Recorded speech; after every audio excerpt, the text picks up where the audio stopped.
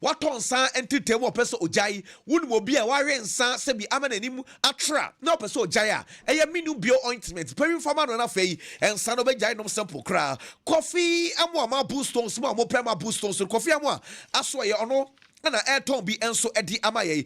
High sense me go so and Kyle say over Tonyama na afe a home appliances and Yamamu pet TV iron fridges kettles and also say open air fryers or be or per gas cookers and one yama and a ata a high sense do be a open say Makumako na swaye Buzia Ventures in here na Daroma phones are what draw one will per ita techno Samsung atoro a Buzia Ventures new scientific about hospital Dr. Nibo say oba opa war Bema infections are what draw low sperm counts na so here Garden City University College there say a school and all paba now say your business your business school there master Chuchumiko say accounts and economics HR procurement and supply chain management bibi piano Efa School of Business one day and one Garden City yet na make for Ediamao the love fashion esimigo so enkancha say who are doing kwa no fen why free was crepon for price so chichere samia yemia ni nyina the love fashion say hard works and a water na so ye na oba no aba beji bi dima for Herba Hospital Dr. Time with us so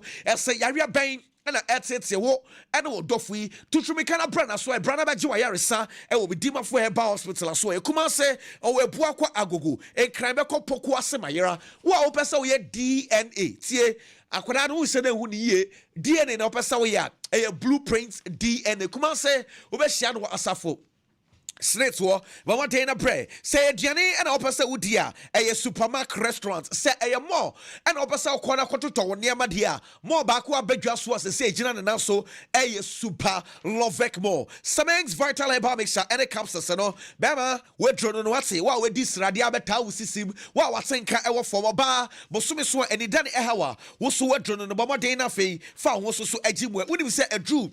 Mimi nda dia say tadia na opa ahye say ye justice wa opa sneakers a wodwa the shop jedi omadaroma mimi na bia no omhye tadia kama the shop jedi na so ye awo so south so opposite the Transcare Hospital. The number is 0248 890 104 0248 890 104 no friend afi ono so enu enso edijuma kama Mr. Momo so meha wa open luxury cars ato tie luxury cars no on say eya na entown no so ewodwa so nti wa mo pa bi ato no mo mining areas wa open say prestige wo wadru ho open proper cars anato a masa mono no pono so we yenye agency asemu bia na agent e de ne dia to so we ye direct free buy anana to what I say, mo pe Ferrari, ebia Toyota Land Cruiser, ebia Lexus, Jeep,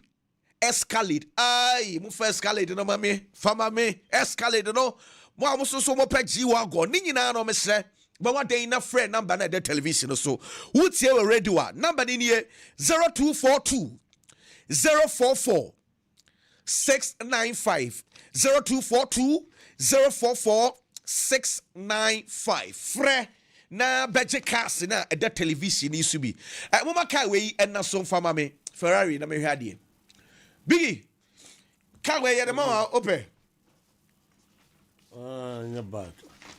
nya bad oh yes ade papa dey say obia ni je ho fantastic kwame you dey say we see ye de ma say kai we dey say ye dem no ye ntim tim say odaka mu or the car mudia na we mu na cars ni bi so ye mudia ni bi yatim anante sa and say the end dey kutukutubo so mudia mutibudia master 80 yegusua ye ton last week cars na bomodin na fifa hu so ejimene question of the day ye nante na ye monkomo guide of one chama dwe Alaska Star Enterprise na Daroma and the question of the day no enso edi ebrayin. The question of the day no I say as Ghana celebrates 69 years of independence, which of these Black Stars captains in the 21st century as it has the most positive impact on his group during his tenure? As Ghana celebrates 69 years of independence, which of these Black Stars captains in the 21st century has the most positive impact on his group during his tenure? Kwaku. Nti yɛde batwi mu ɛkyerɛ sɛn. Ghana edi na woda. Ɛyɛ mfie aduasia nkron no. Black Stars captaincy and as a sahini yomugu screen so yi. Why na ne pen so? Positive impact no. Oya ade a positive. Every Black Stars.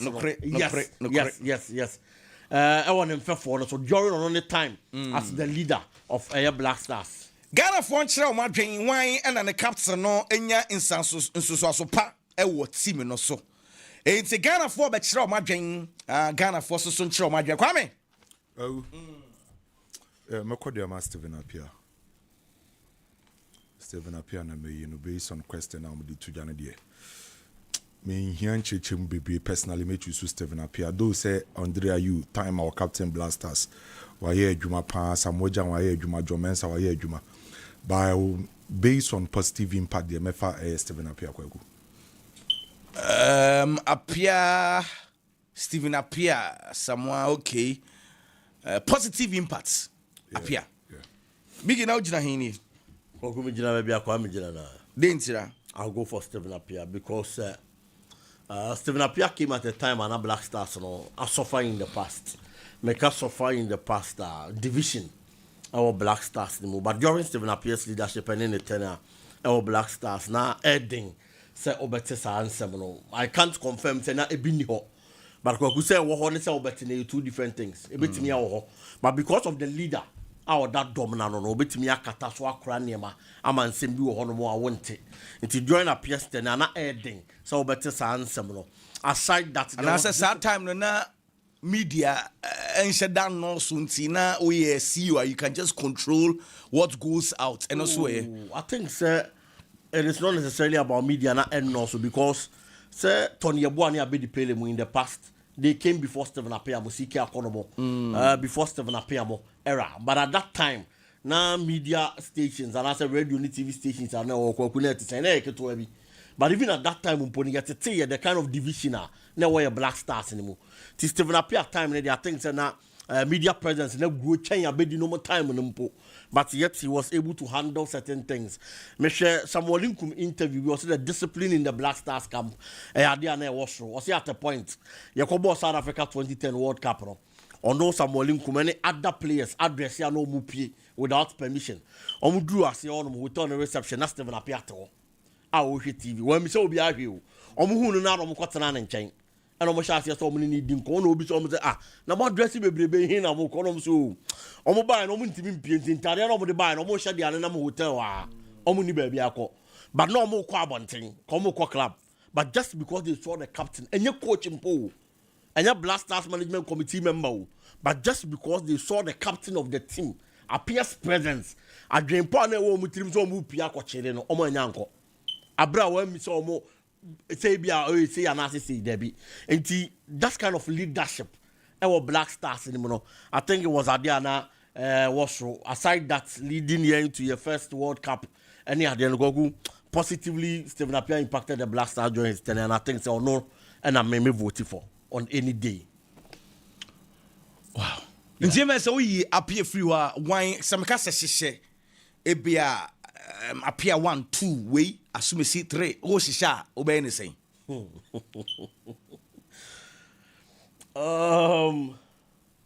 Appiah 1 yes aside Appiah there who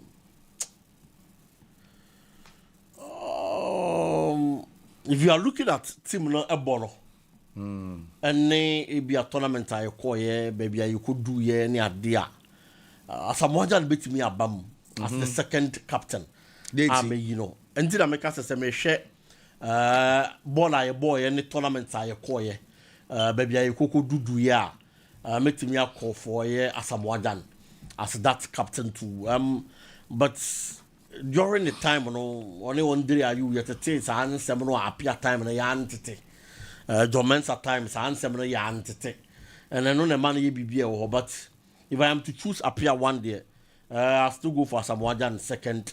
I'll go for Andre Ayew third, and then Mefa John Mensah fourth. Jomensa. Yeah. Denti na odi ni twato. Really Jomensa twato because Jomensa ruin Nankasa as a Black Stars captain ko anche. Yes, to grade him looking at these people and how almost see a captain team in the chair and the tournament almost lead the core performances are dying, you know. Jomensa there now I feel it was a short stint until some of the Jomensa Eben ahead of these people are. And I say any of these people are kwaku a bad thing kakadia mama you see them the Jomensa to fort and the rain nanche man shade a debut lead the Black Stars the year e wo park ne so ankasa based on tournament aye boy any ade rain nanche anche Kwame Pacho na o hihia o be hihia the sense how the o sapia no doubts. My no Stephen Apia, Samuel John Andre na Jomensa. Stephen Dede. No, Stephen Asamoah Dede. John Mensah. Yeah. Wow. So when you know the John and a chat I see. Actually, be kwa mo na ne de na adwuma bi na who give you up ana. Madrid game na. Kwame. Yeah, got to a time na me hu say I didn't dey nya ye ka. I didn't dey ba akoye draw na winning team ba. Say the mo ayere yo. Maybe you dream dey na mo ayeden.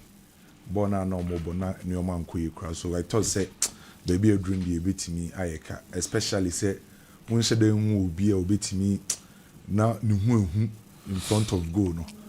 Na ayeden pa yi. So we could time ni could dream dey. Me gin tun say e Real Madrid ye mpon game a untimi right your more of the by na ohwe ball na no mo bona na a bad den so betima ka say go be betima piem aba. So we got to a time na to be honest na me de me won say game na nkasa ye draw and no na Kwame na intima senka no Madrid drop points anka ye nka say any dey done ankomo drop points there dey anka a big advantage at Barcelona. Is a belua pressure ban ti we say they uja for brepa we asi you hey we na eno anu abam na onim say dana na Koku me game no I knew it was going to be difficult even before the start of the game looking at players and Madrid bobo ko ne be messe na omonya part of the traveling squad any ade no minim say na game ne be thing.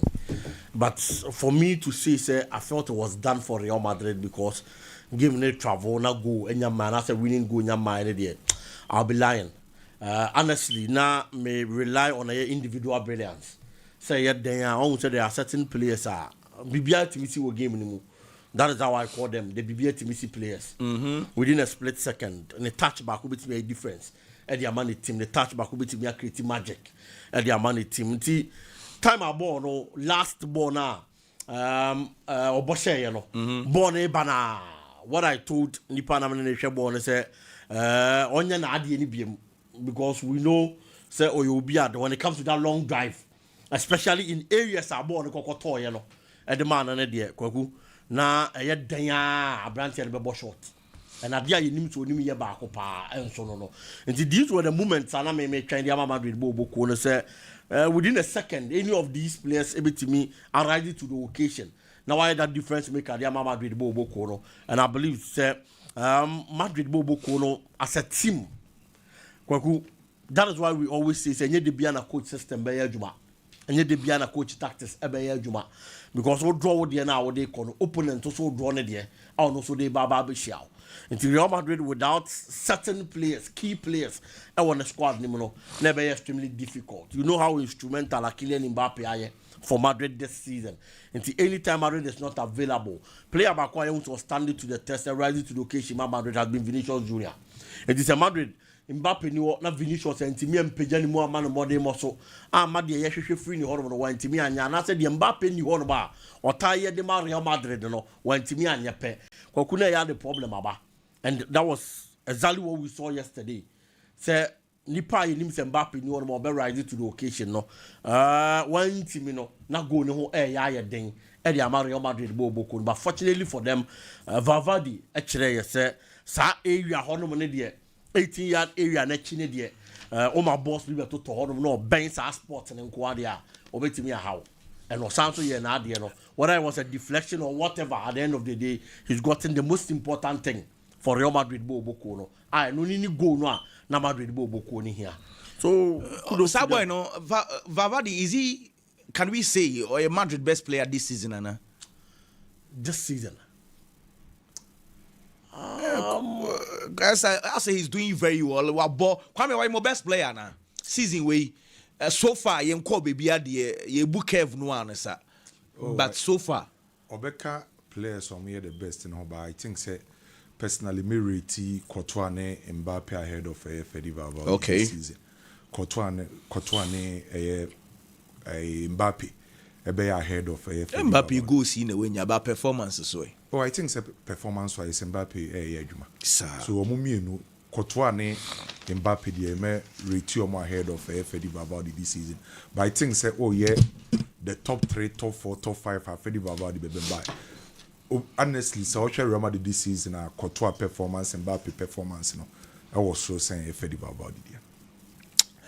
Well, and yebekwa mo na ye de amonene nsam no enso e de abro weekend games bebre and I wo hwa yebesan so edi ho komo bigi ene kwame ebetwa ho aba na yakwa mo na ne aba wate se na yinkodi komo kakra enso e wa amonene into ba join your television no so na fe ye de amonene nsam no so etimi e de abro na Bundesliga game kase ba ko ekoso Bayern Munchen ehye kanu enan Munchen Gladbach enso ehye ba ko Luis Diaz ehye go Coral Lima enso ehye go Jamal Musiala e de penalty e de ba ko eka ho and Nicholas Jackson and now ono start here as a Hurricane onya fit into Nicholas Jackson start game no go kama and then Bundesliga games abeko so Heidenheim and Hoffenheim the bebo Freiburg and so and Bayer Leverkusen the bebo Mainz 05 and Stuttgart RB Leipzig and Augsburg Wolfsburg and so Hamburg and the bebo FC Cologne and Borussia Dortmund and bebo 5:30 afi nyame ado china St. Pauli and Frankfurt bebo Union Berlin and Werder Bremen and so bebo say German Bundesliga table no Bayern Munchen LED with 66 points Borussia Dortmund 52 points Hoffenheim 46 said here Bayern Munchen yekeka kwedie ebisa lege no oboso agya ne say Italian Serie A no game kese ba ko ekoso Napoli SM FC Torino enso ehye ba ko Abrante Fane Santos ehye go and Albas enso ehye go Edman Napoli na game se be ko so enso e Italian Serie A Cagliari and so the come bebo Atlanta and Udine bebo Juventus and Pisa and so game met me akose other games beko so Lecce and Cremonese and bebo Bologna and Hellas Verona and bebo Afe Fiorentina and Parma Genoa and so any Roma and bebo AC Milan any Inter Milan game beko so nyame aduma Refi Daniele Doveri and the for so etim e no nyame aduma Juada Lazio and so and Sassuolo and Epo Inter Milan egusu LED Italian Serie A 67 points AC Milan and also our 57 points. It's a 10 points difference. And also a double with them French League game kese kwaso and PSG Eshemiensa if a PSG Eshebako AS Monaco Eshemiensa around some say the PSG asaba to PSG nyansam ketwa PSG 44 Emma Monaco kwasa the Kamiensa or Timu Bako Bakola and the Twatsano and so Edema Paris Saint-Germain and the games Abakoso Nancy any Angers na bebo Auxerre any Strasbourg Toulouse and so any Massan na bebo kwasa games Abakoso so Lens any Mengs any bebo Brestois any Le Havre Afelel and so any Laurent Nice any Rennes bebo Olympique Lyon and so any Paris FC bebo Sensei table no Paris Saint-Germain 57 points Lens and so 53 points. Hey, says Eddie, a good boy, the brutal, and so at the PSG. Celta Vigo, our the Spanish La Liga, Eshe Bako, Real Madrid, and so Eshe. You remember that game? No, I will come on. Yami to my games Abako so Osasuna, and so any Mallorca, and Bebo, Levante, and Girona, Bebo, let's go Madrid, and so any Real Sociedad, and Bebo, let's go Bilbao, and now I'm going to Barcelona game no 8 p.m. game no and so me aqua. So Quesiana games Abako so Villarreal, and Elche, and Bebo, Getafe, and Real Betis. Sevilla and Rai Vallecano, Valencia and Sonny Deportivo Alaves and Betimi Abose say La Liga table on Barcelona. And so it was 64 points. After Real Madrid, it was 63 points. And let's go Madrid, and so it was 51 points. And a Villarreal. and so our 51 points and no games and also a course so yanko na yanko to one common say our Madrid game and run no boy against Celta Vigo Kaisana na Real Madrid anniversary 124 years now was 140 BP and so Adema supporters the question about say and na some ketwa before the game Kylian Mbappe, Jude Bellingham, Eder Militao, Dani Ceballos, David Alaba, Camavinga, Afe Lawson, Mastantuano, Alvaro Carreras, 8 and about 9 senior players. 9 senior players. Now we na NTV Embo body be injuries and suspension. It's na Beloa. No question about what say. Couldn't why a damn papa. And so for so many controversial incidents, general television also na ya more common. It's a Real Madrid for a claim. We say when your penalty, referee Adagule and also a penalty or control the ball. Adagule control the ball. Na Mengeza at the 9 and so Abu Adagula. Now Madrid force so way and your penalty there. 63 minutes and a sa incident to the SCA can go by a Madrid Emily did 2-1 as at the 63 minutes. Then so referee said happy and your penalty and ya no kwa Real Madrid so a klebusa now I say a man Celta Vigo for the red card they say Bakubi so some ball relate to many referee also so wait to me and Jebabas this incident and so after Real Madrid for so when you go now referee was to say oh Swamini copia player no now you know television as well wait a foul, and answer and foul, and I want some bebre, Chouamini or piano, and answer when piano boga egrias. Now, referee said that he may make penalty and foul my essence or relent Chouamini, and the guy a piano strike Canada, and I want some Real Madrid so a complaints, and so and no, and so and Saudi Bia, and also a few hopper. That's a say, Jacoban, some a Real Madrid goaler, or we say last minute goal, and my Fedi Valverde, Esha Gono, now Gono. Eba Messino, day and the sea, I call for controversies.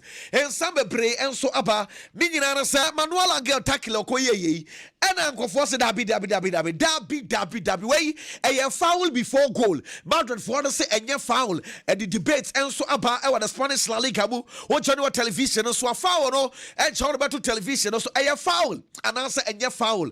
And once some bebre and Uncle Focus on what church or Manuel and girl or tackle ye, the tackle ye. The 9 cardboard and answer the 9 and cardboard and chair and also television as well. Yabaka wants some and so at the abroad and once and send referees, former referees Eduardo Gonzalez and the Spanish La Liga, former referee or say a clear foul. Also, yes, yes, Benifono, referee, which you know, a D game, and then went to me and Jaffa, the essence, or Sebono, or Shano, Real Madrid player, then I to me and Cabono, a tackle keke, and Okoya, or Kotakele, and medicine situation, and so a buyer. Then your videos, also videos, you know, watch other angle now, Manuel and girl, then I also a Cabono, and want some, you better discuss it, and once I say, pray. Now, Abelua, your poor game no, and I'm central for ABC beside the question, sir, game no air course, you was a wee at a gule at the free game no more. Now we are that gule in every game. That's an Adam the buafu. Then an equal sano. Ada gule. Nasa ni buafu until yes wo game no wire day Madrid or man more minutes it is o uniform nasa adagule bia ne onye happy now ubesusu say ono ebia coach no on pe adagule asama say we yes na chese wanya niam ne yepa no ensamo abelo enso eka owie and also obo Fedi Valverde about say sansa Fedi Valverde nyame sha no say dwuma den Fedi Valverde enso eye o say eto de bia ko niam mu eye den at the Real Madrid eye Fedi Valverde de bia no atam club no enso e de esi na beti Oriana Central for Eben say game ya buboy among force performance and results the munya bidie and also G2 say performance the most important thing a win and when you into win or the most supporters they say and then that Real Madrid for anniversary over the 124 years and as a trophy for Baku Eben says say there nyame atuma when Manchester City na ebo performance we there would go Manchester City for anyone when ya na asamo kwa kotomo abelu asemunya botre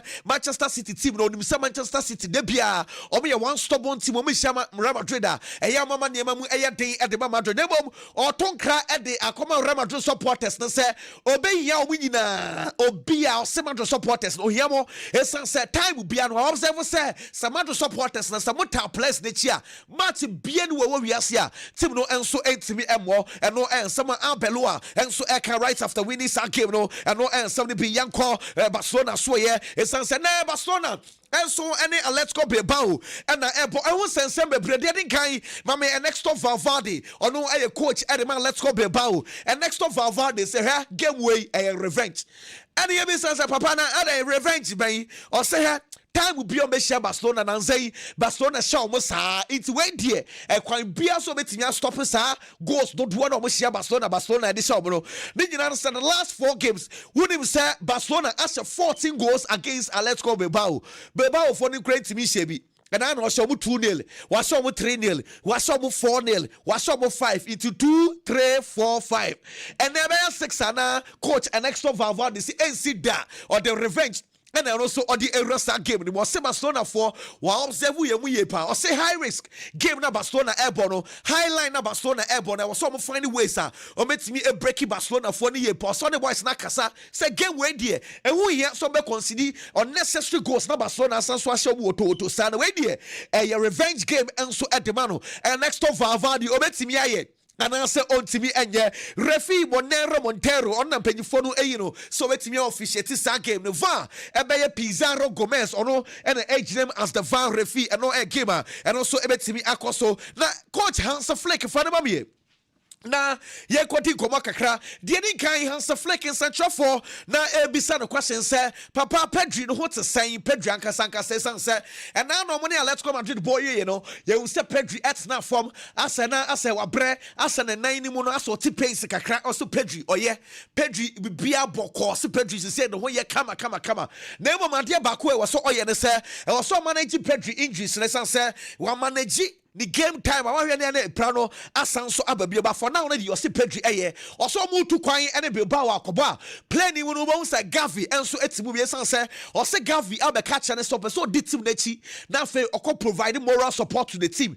o say Gavi ball no omo bi oguso o ye training de nebom onye ready o betimi abo ball nebom Gavi say obedi team na chi na fe ono so so aba support team no and central for be said say Joao Cancelo left back wo waje position na ball na no so Joao Cancelo no hu de ntia no mkofa ne free e ba bia ho ehelal eba Barcelona ne say wo pe full backs a oje ball technically oni ball ne ball obetimi atwe obetimi pass obetimi ye good movements o say Joao Cancelo oye ade ye pa o say onu no ho dai say 2 games Joao Cancelo abo 90 minutes no o say why very very impressed o say game against Levante game against Atletico Madrid abrante no enso abobo ye pa enti obo Joao Cancelo abaso owie and o say na no otonsa e de akwara baako e junior team ne fa Javi expert o say akwara ne bai no o ye impressed papa esan so say Javi expert hwe akwara yi o say okai no Philip Lam obetimi abo right back obetimi abo as a defensive midfielder so kuta baller boy no confidence ye pa and no en some Hansa Fleck and so eka yanko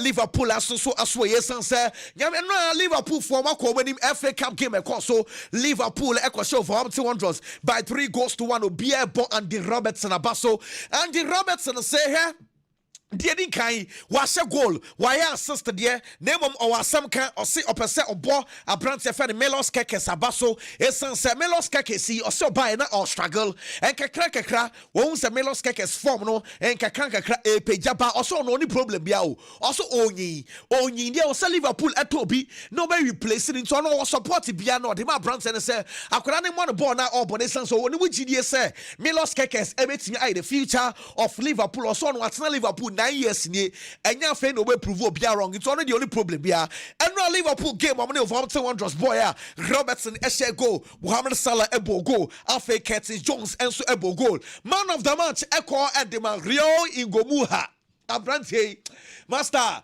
says the Liverpool for an assault pressure one so brutal obia say papa makwara ne starting mobo ni bi jai Cody Gapons and sabna makwara ne mobo ni bi woni say Ali McCoy ss no oya na slot ba catch a place ne say munya ball na mfa ball no emfama Abrante friend Roy Gomu a oni ball ne bo also ntia says sa akwara yi o the Spanish La Liga ni mu no mobo ball na akwara yi de bi o ball ni bi and so to oba premiership ni mu a and I and wie and the enya botre farmer no sakura no di ball bo bon pass ball man no bon man mo ball bi esanse ball no ni ball boy ye pa Van Dijk here or sakura no are fantastic or singo muha ball na akura ne ball no the ni jini we ye pa so oyobia or brand once otudufu otie into ono so as a senior player dia bi obeye e dey protect your front your friend role in gomuha bia no so betimi aye and slot.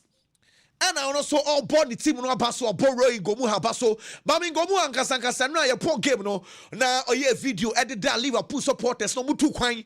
Ever supported team na brand money over to one draw say ball. Real in Gomuha, man of the moment for Liverpool. Thank you for the support tonight. See you next round. Thank you for the support tonight. See you next round.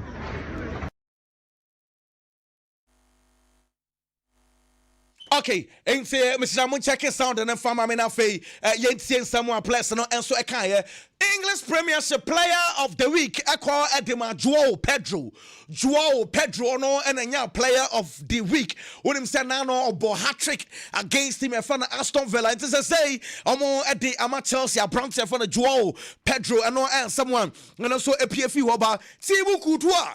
And I'm central for Eben and says, I said, yeah, and confusion and in Jimo performance. No, Yamia to my Manchester City in the airball, Thibaut Courtois say, share so much Manchester City. I was set on mobile born with high intensity.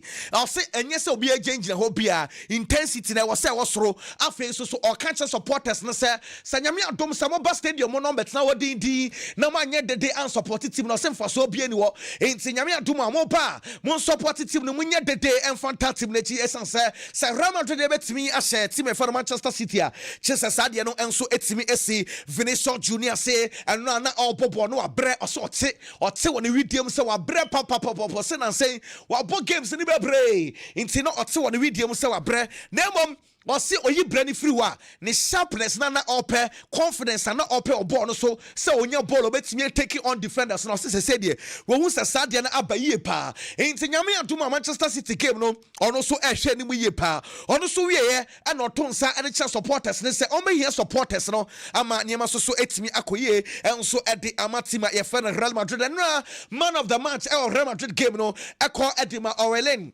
Chouameni ono enya man of the match enso e was that game ni bi eno someone yedo enso etudwa enso edema Manchester City player of the month for February eko edema Nico O'Reilly and Manchester City for no player of the month for February when him say August eko edema Tijani Rende September eko edema Jeremy Doku October eko edema Erling Haaland November eko edema Phil Foden December eko edema Ryan Cherki January last month eko edema Kuzanov and afei last month February and so ade akwa ade ama Nico O'Reilly Pep Guardiola say and now opray but was started training and no and some Pep Guardiola and so eka now Pep and the Ebisan papa Phil Foden what is going on? Phil Foden there's a said here and koye and the Pep Guardiola simunya butre now Phil Foden and now or the game against Nottingham or see they need a lot of things be but in kakranka cross step by step in kakranka boy no the form no betimi asanso aba back bi yen go tie Pep Guardiola step will be back, so we have some very good things the last game. His dynamic is still there. The moment we'll make a step to relax and do what he does, will give us in the final making crowd 2 good assists for Erling and make it 2 shoots, especially second one, really one. That is what we want from field. So have the courage to be incredible free in his mind and his soul to express his incredible talent in the final third and his get the ball turn and go. It's a step by step. He will get it. Elliot Anderson's equaliser for Forest the other night. Phil was the nearest man to Elliot Anderson. They seemed to lose him at marking. Is that fair? It's not the problem, just Rian Nori or Bobo and Abaso or say Riat Ainori enim dia ope as a player, as a midfielder, as a left back, onim dia ope or say yana or extra passes or crosses into the box. Ain't or Bo Rian and Nori Abaso or say left back, no, Aquarane by and saying Niamas San and so at the amount no any Manchester City or so against Nottingham Forest or no any boy any film. It's an all complaints and nine and so Ayania or Yana Central for Bisan Setijan Rendes Ebaye. As a say they know. wuni ye eka ya be free and so dabi ti Jan Rennes okuta skill bia and 10 Manchester City team no so okai eke 1-1 players na midfielders na okwa penalty box no team ye bibi no say abrantia ye fa ti Jan Rennes ono so eka wo bi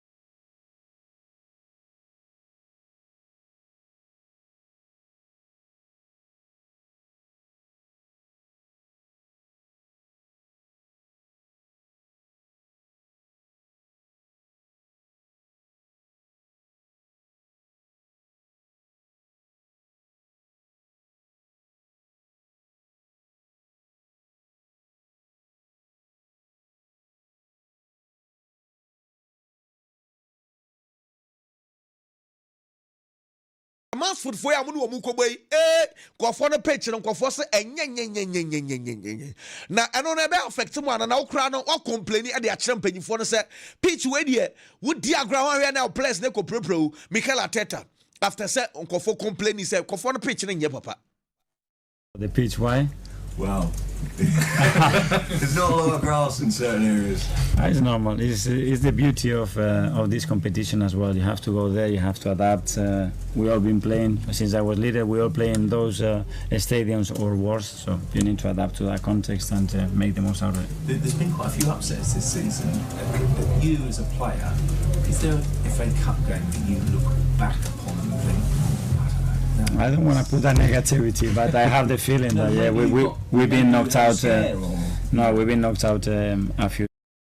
Central for no ebisa the question so say William Saliba nche obebra ni bra no enye de opra last month ne enso so epie no ensama efi na so ye enso eba de written say Arsenal for scouts Edu Palmeiras asoye esanse Palmeiras e was center back bia ye fe no Luis Benedetti na akwara we di 19 years de written say ne born all no master Arsenal scouts ye ni di akwara na chi gidigidi nyasam ketwa eno ensama metse enso e de free ho na David Moyes coach Edema Everton and Central for Eben say Arsenal na league no say na da soro what say nkofo keka say Arsenal born no born say be airtime brutal and in the museum and nkofo say Arsenal ye set pieces in some and a born Arsenal crebo na coach na so mu bia na and David Moyes say what it is ansam na nkofo eka no say bi onu nyansa be was an komo na nkofo edi no say Arsenal team no they have been very very fantastic also be one of the best teams e what Europe sisia no or say Arsenal can be Arsenal a favorite so betimi age Champions League it is such a team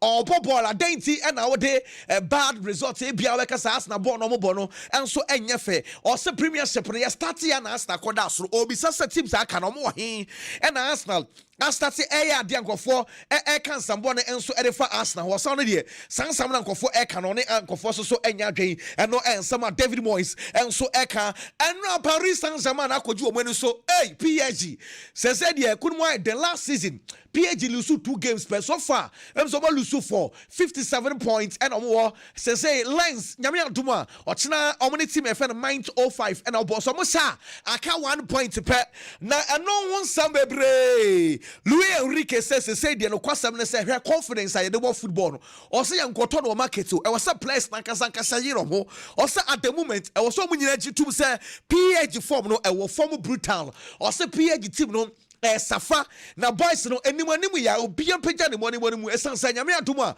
say PSG next game omni Chelsea na airborne so say team ni betimi akɔhye Chelsea a was say performance no omuso epagya mu ye pa Elias Abanyi eno oye defender gine kire ho and also we de bibiensie ye football or say bibiensie football de sane manema we esi or say de hia ne so betimi correct so mistakes na fe nyame adoma against Chelsea no omuso etimi apeki the needed points no ensam ameti edi free Paris Saint-Germain and so aswaye wonim say na Bayern Munich for say record no mugusu say Bayern Munich for almost 4-1 against Mönchengladbach. They say Luis Diaz, the master, former Luis Diaz, Pekano, and was brutal 33 goal involvement for Luis Diaz alone. All the total last season, the performance or done even at Porto or by Liverpool, Abba Bayern Munich season way there. In the far and so at the Amman branch here, Luis Diaz. Nenya no go the over 33 goal involvement so far last season. Our Liverpool only 22 goal involvements.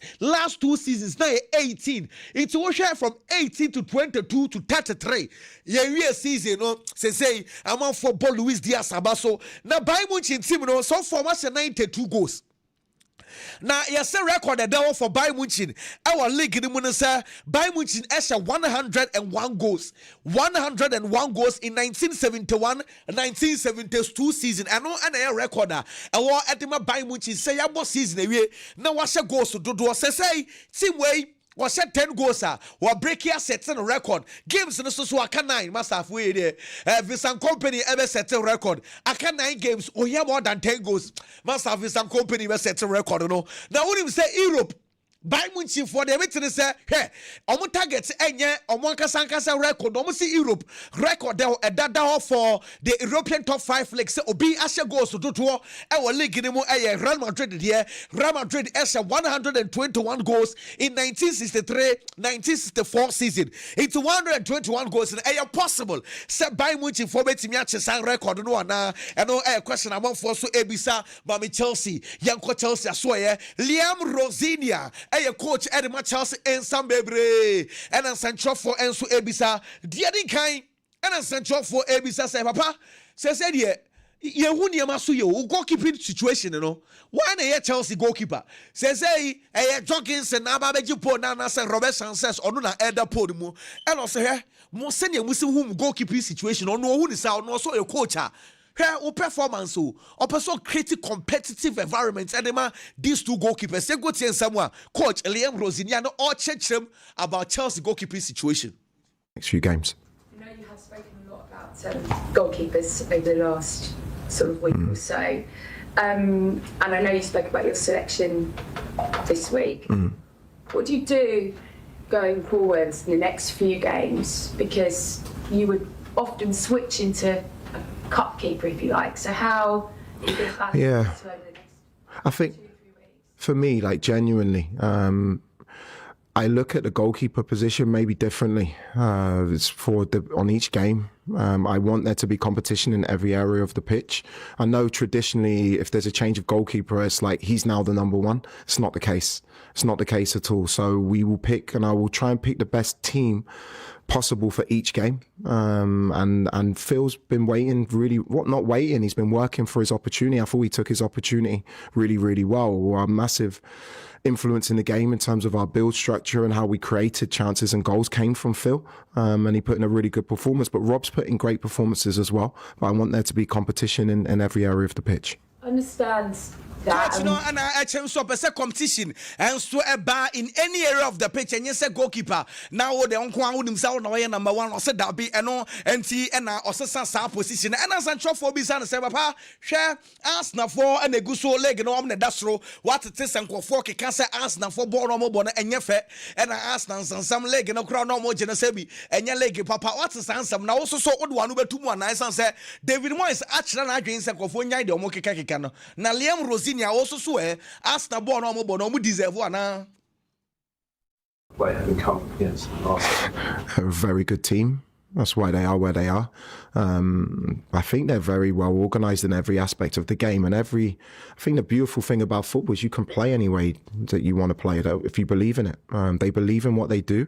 Everybody has a different idea. That's why you have different managers with different styles. I'm not there to judge. I don't judge any other team. I respect every team in the way that they go about things. And you have to find a way to adapt and overcome that. I don't see and I have different coaches, you know, or be our style of play or no, and your friend or babe or bet me abejaje or say coaches no be our style or be so quite fast so ewini into future Arsenal a very, very good team. Born almost so born almost deserve say almost so edasoro no and some Liam Rosinia and so eka and as I for every sense as I say Joao Pedro the year form yai the form now brutal go so she goes and also on waka several times and I'm saying on a Joao Pedro edidi di komo bebre nemom abasobono enyo noa mufama Joao Pedro sense adwuma den and akora ne eye behind the scenes. Great conversations with Joao from coming in. Like all of the players here, he's someone with huge potential, and he's showing that in his recent performances. It's not really about what I've done. It's about what he's done. He's been magnificent in his performances, and not just the goals, his intensity, his understanding of press. Tactically, what he gives us is magnificent. And I think if you look at the teams that I manage, and Joao Pedro and so the Brad team no more or say any goals no kwa na ekwan fa so press senior city game na so say aye fantastic and a coach no and so e ball liam oba brand say for the Joao Pedro and so aba so last question and anko 4 person bu bisa ne ye pa Romeo Lavia say oye fit obetimi abo 90 minutes e dey ama Chelsea and say ye hunu say ya oba no asan so epra oba no asan so epra say Joe boy na fan Romeo Lavia de bia ogina no konso an coach my ready me pese me bobo ni bi o say he esa so munya abuche wa boy no say say udi agros say wan hwe ni akofa asam e dey aba. It is. Yeah, I'm delighted for him. Romeo will definitely play a part, and he'll play a huge part for the rest of the season. We know of his attributes. He's been itching to play, but we've tried to build him in the best possible way. But yeah, his chances to come. He's definitely going to play in these next few games. I know you have spoken a lot about goalkeepers. Coach Liam Rosinia and so eka na dia metena se Kylian Mbappe metete se oni actress IF an extra exposito say almost hye wo na Kylian Mbappe na say wonu kra no hu se o date o so on date no de girl is yes dia metena se say actor we on the television is extra exposito say dia ensanchofo akwachi nkofo yi yes February 25th mu baby omu ko share san nkofo mienu no mu di odo enso e wo Madrid one nra enso so ya san so akwachi Kylian Mbappe master he catching kauna ba Madrid be bobo no Madrid fo ani abre player be bobo ujafo na e hyesoro odi odo sa no Kylian enya bad crowd master Kylian enya bad okodwa so big am nsoma no what say onimu dwa so ye pa inti extra exposito no say Kylian Mbappe eno ano no Kylian edi 27 na Esther so 26 inti we dey Kenya bad what say combo no enso okay na say statistics aba English Premiership no na say komo bebre aba na Arsenal goalkeeper David Raya Ochibola and o delay na monfo di David Raya tam na statistics aba average time a goalkeeper Ochibola obetwan answer wabobo ni de esim big ye mo mama so man ha mo ya goalkeeper no Sene Lamans onu na di nkan yes onu na Ochibola Ochepa Sene Lamans goalkeeper no yes Ochibola averagely o take 7.68 seconds answer wabobo no enso ediesim afei second Bat Verbrogen ono goalkeeper enso Edma Brighton do toso miensa Jordan Pickford also etoso miensa uhihwemu anu aba number 9th position Gigi Donnarumma 5.36 afei na waba Alisson Becker otoso on the 15th ono eteki 4.37 afei goalkeeper 16th Robert Sanchez 4.15 and edidi so David Raya and so the 18th position ono so 3.96 and ano average the whole season we check the average timer among for so goalkeeper ball no enso esimwa say the Sere Lama scratch na saying you best start time we ye ba na say uja for chibola o delay pa among for adwin enso enko ho eno ensam as say aba among for ka wan some ye pa na say edi how weekend on Manchester City na ebo 8 p.m. a game be koso and Sanchofo ebisa edi how say na say when we say mo bobo ni wi a and Pep Guardiola na wachi Tonali na oni Tonali gina no mu din komo sa na cameras da omo so ukobisa Pep say Tonali de onim ni papa oni ni papa ye free omuti Italy and na no wachi Bruno Gomares no ni gina ho oni ni be din komo sa na sa de na ya we coach wo hawa na say ya pombo a now players na be call dressing room na Pep Guardiola achi boys ni omu din komo then no coach hawa na. Conversations are about. I don't spend any time investing in finding out either. Liverpool linked with Manchester City. Sandro Tonali's been linked with Manchester City. Bruno Gomes at various points been linked with Manchester City. With that in mind, how do you feel when Pep Guardiola talks to your players on the pitch after games? Does it annoy you? No, I don't think it annoys me. I think that's something Pep does, I think, regularly with lots of players. I don't think it's personal to us. I think he's a football man and He's got different relationships with different players. I really respect Pep and what he does and how he coaches, how he manages. I think his teams have been fantastic for the Premier League.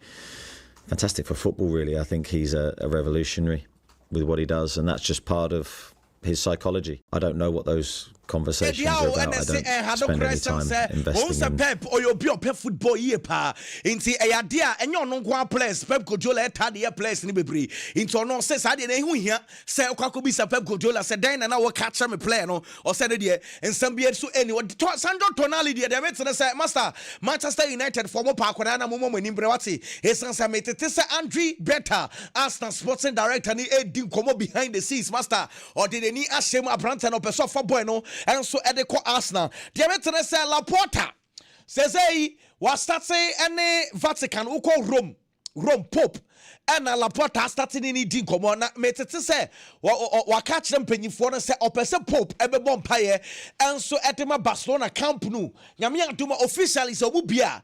Now before Crown on Metsi Stadium, no, Opesa Pope Nemu, and Eben Bompire, and so our Camp Nou, what you say, wait here, or bet so one the Barcelona, and no answer, my mate say, I feel Laporta, on Laporta say, she Barcelona say, a quino, or when I'm quite so ye, but the only risk of Barcelona war. Risk Barcelona bit me say o bi bia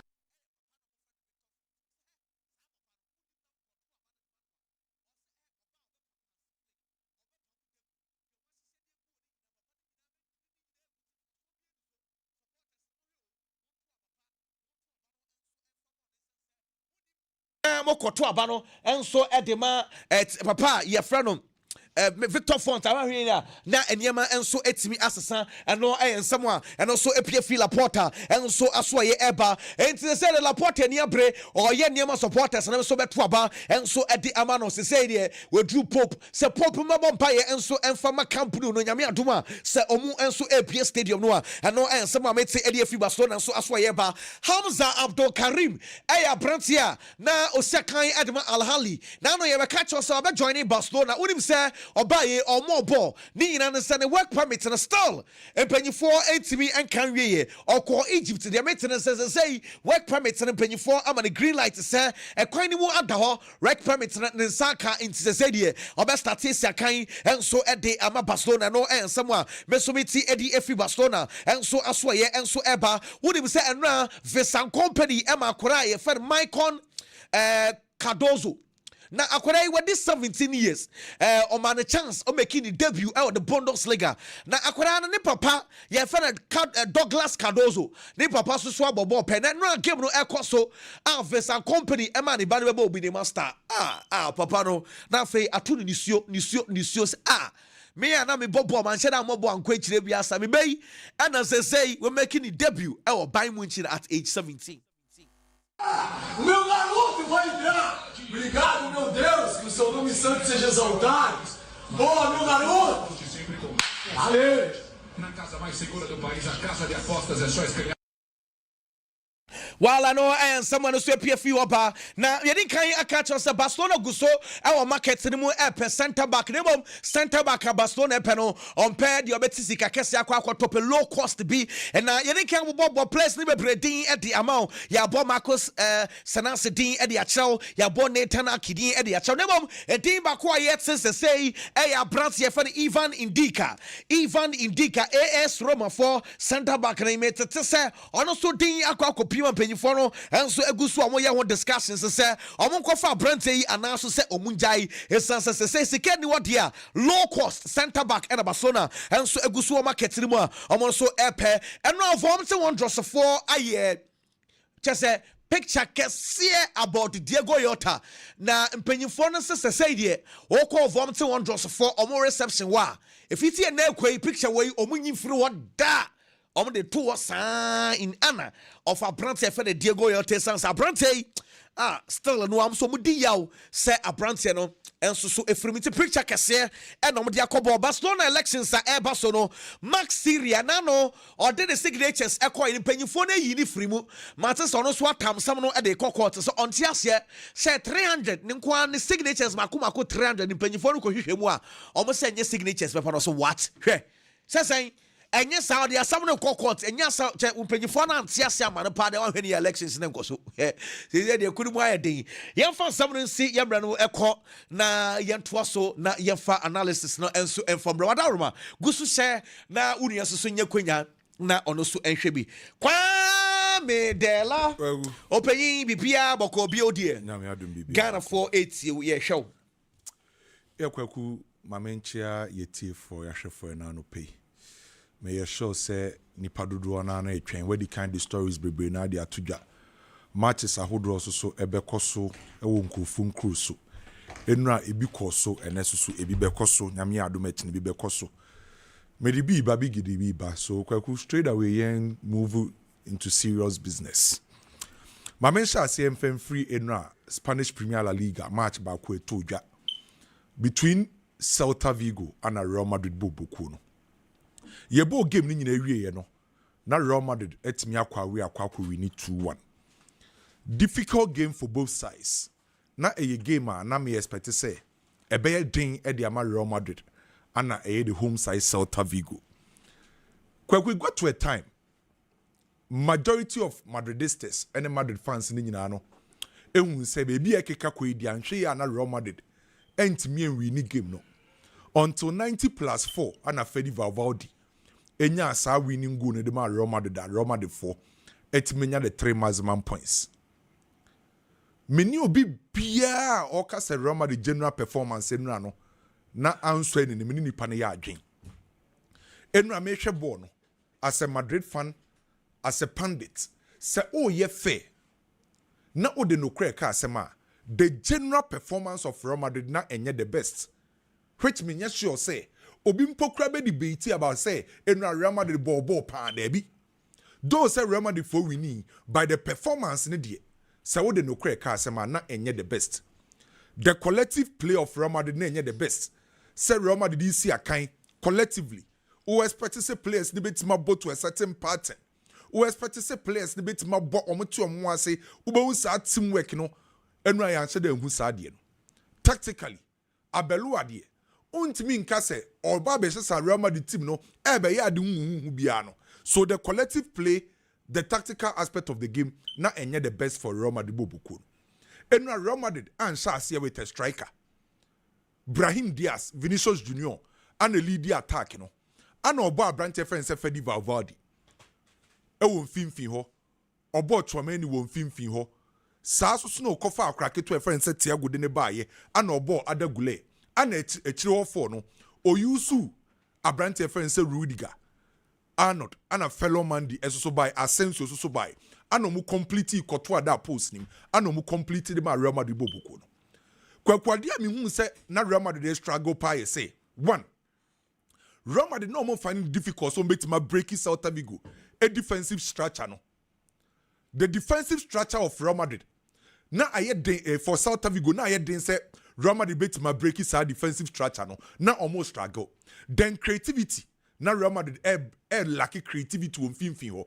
Player na Real Madrid for ninda no so say obetima ye creative work in the amount ne kese pa no e ya brand friend say e Vinicius Junior. By annual game no so Vinicius Junior enhu so. Enti wo your story no say Vinicius Junior say na wabo many games into abre. Enti no na Real Madrid for lack sa creativity no e won finfin ho. Creativity no was the final third. Anya me wan pokra say go hye ho ye den de ma Real Madrid bobuko no. So clearly the entire 90 minutes now is a Real Madrid for a struggle in terms of goal scoring. Then again, defensively, now Real Madrid ain't the best. Now it's easy say Celta Vigo for me to make breach Real Madrid for defensive line. Crosses say bad Real Madrid for to mean defend the crosses no. She go on pokra Celta Vigo for etimi say e kwanya Arnold fa so ye say o defend ankoyi. She kwanya mo allow play and say on to me for one nkwoto atenim. So offensive wise, na Real Madrid ain't the best. Defensive wise, now Real Madrid ain't the best. By the end of the 90 minutes, the most important thing and Real Madrid for nya no. Say Real Madrid for benya the 3 maximum points. And personally, and found said the Real Madrid for general performance ain't the best no. Kwakumeni J said Real Madrid they win the game no. Because now a game back now Real Madrid for here 3 points ne badly. Because proud to Celta Vigo game no. Now Real Madrid for last 2 games from the Celta Vigo game no. Now we lose against Osasuna. We lose against Getafe. enti Real Madrid phone to me for they say for the third time or kodra na so kwa kolusu enti kwen bia so na enura na wo say Real Madrid find a way so obetuma nya 3 maximum points ana omunya ye no de to so mienu sa win we Real Madrid phone nya ye no say no na nkenu akwaku omu lusu ya na omu draw ya na nkoma Barcelona big advantage because already na Barcelona lead Real Madrid for a winning sa game na enura no say assistance now until say Barcelona be born a match no say Real Madrid for etimi akọ 63 points Barcelona was 64 points just 1 point so imagine say ankenra Real Madrid elusu ya na so omu draw ya anke a big advantage for Barcelona say league ni die Barcelona for the league ni ekwa no. Then again, let's not forget say no na Real Madrid di birthday. On say Real Madrid a 6 match. O birthday now we say about lusu. Ebe hard game for Real Madrid as a club. Enti o check sa anyoma ni nyina na hu be hia say Real Madrid for ebetime win sa game no a o mu win ye. Ade ehia me pa na ye say kwaku. Say Real Madrid is here kan a. As a ball na kwakoye more of individual play than collective no. Because anyone win na Real Madrid win you know. Na a more of individualistic type of football. Ano mo boy ye. Individual players na necessary nyoma. She go na Chouameni sheye. She go na Fede Valverde sheye no. Anyone game no. Courtois again. I just want to say abaye adwuma ni nyina. E go to a time na Courtois bu afu Real Madrid players no. Na o sauti adem. Na o tiati omo.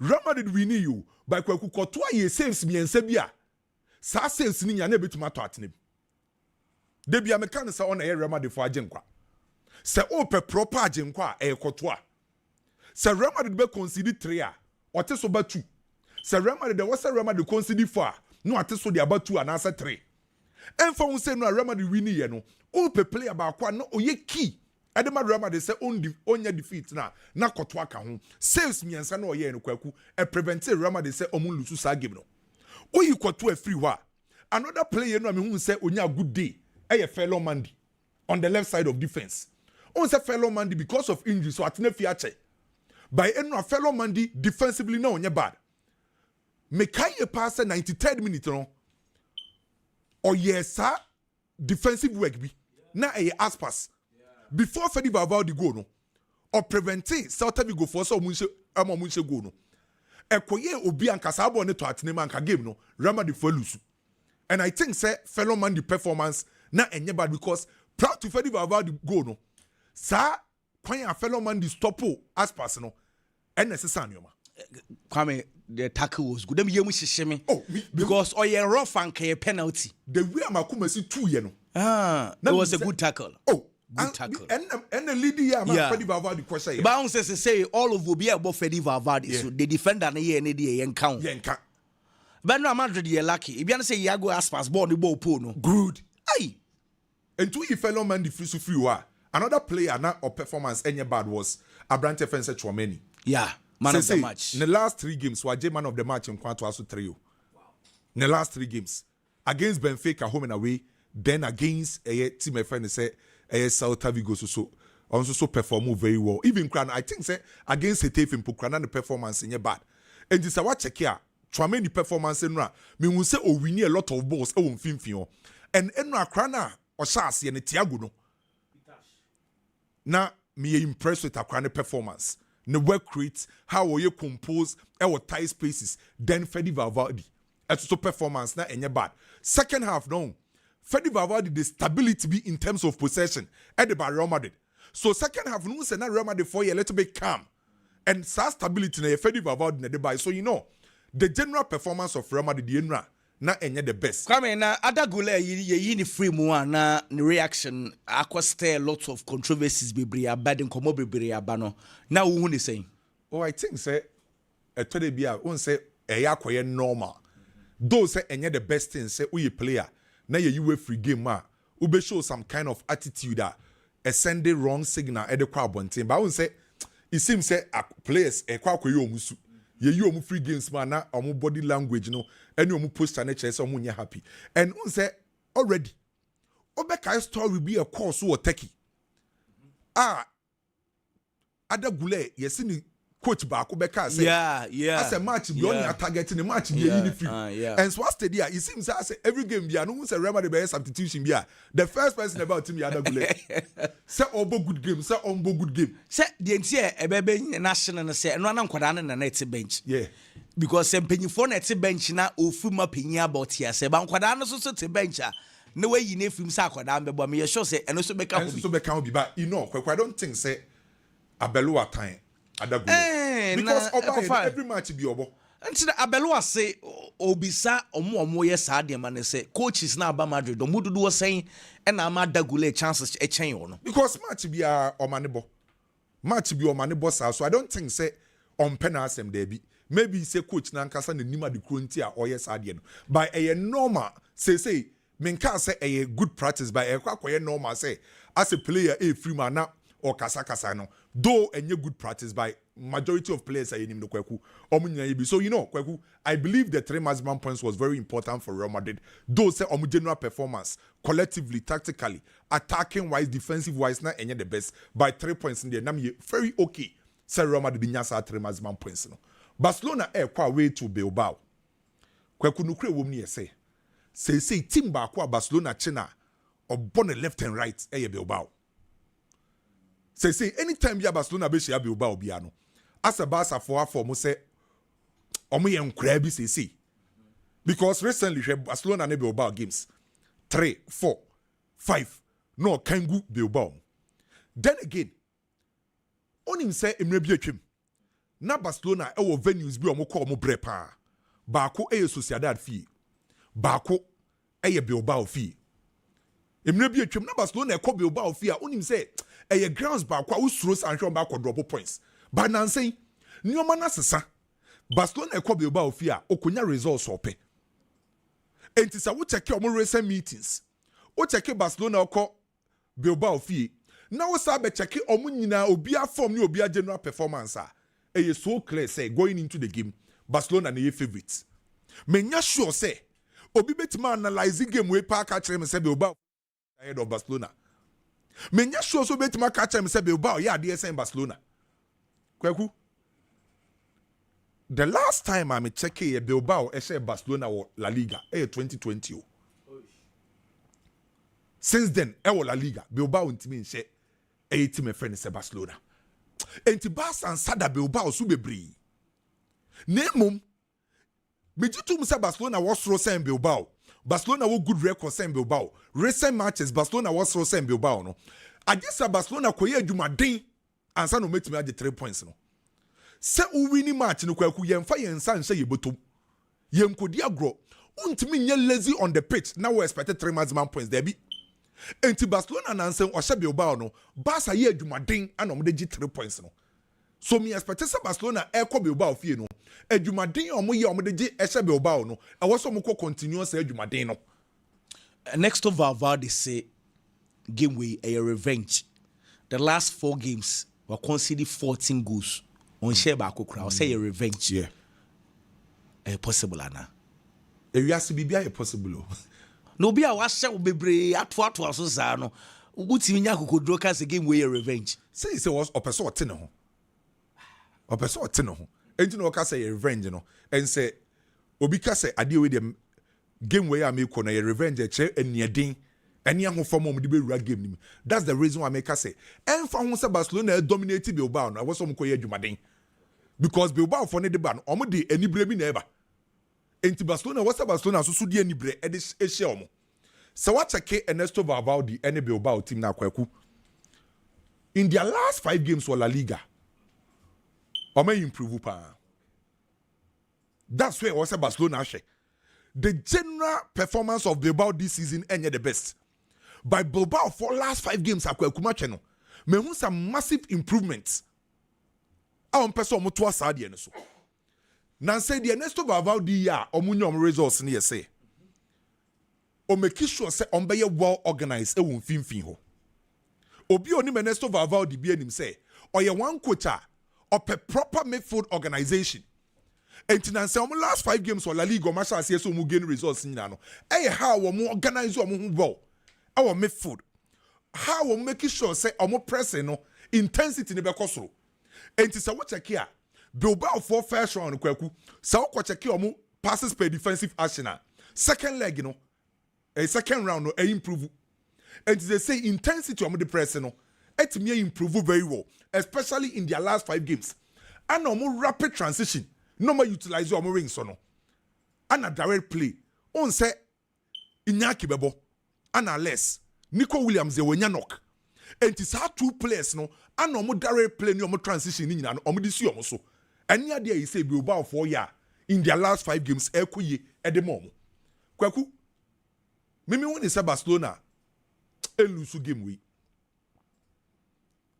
football mi ditum say bibia betimesi by see Barcelona say Barca anko Bilbao fie nko lose Barca ekọ game ni without Baldi without Koundé Frankie de Jong but I still believe Barcelona team we no e the men omo enough quality say omo betimi dia akọ Bilbao fie akọ omo results omo pe on say Barcelona elusu Baldi elusu Koundé that means say right back ekọ left back efim but the Kunti am here okay am what did say Barcelona betimi akọ results ni say one say na about the Koundé ni ho no e most likely say nyame yadoma Hansi Flick ebe yusu Cancelo as a right back no we push Gerard Martin and then a left back and Cancelo ni obi a kwaku so far we impressing se Cancelo join attack or influence attack ye ka se play be influence attack e player team ni attack here ni contribution to sa attack ni team ni build up no e wosoro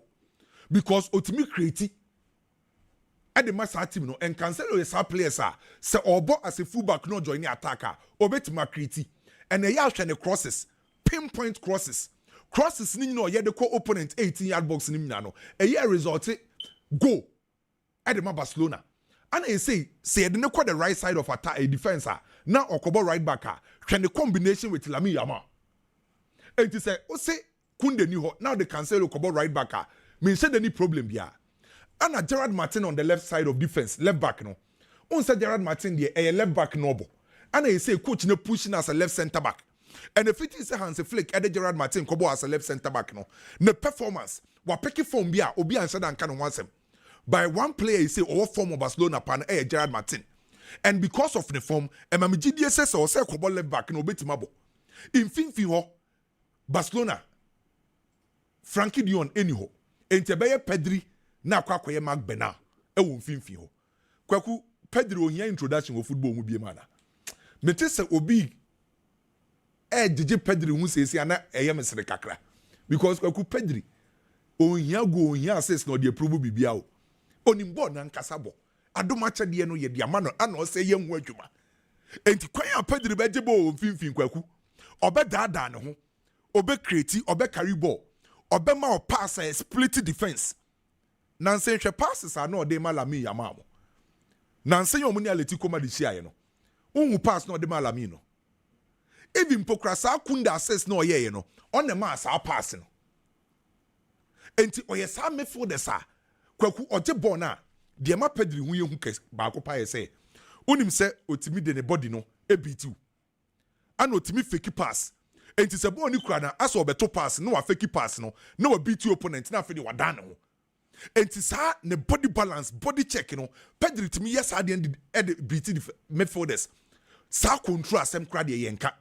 By say now Frankie de Jong hono. Adi ama realize say Hansi Flick ye say. On sanka Frankie de Jong e Barcelona setup ma. On a beje ball from deep. Now I connect Pedri. By say now Frankie de Jong any hono.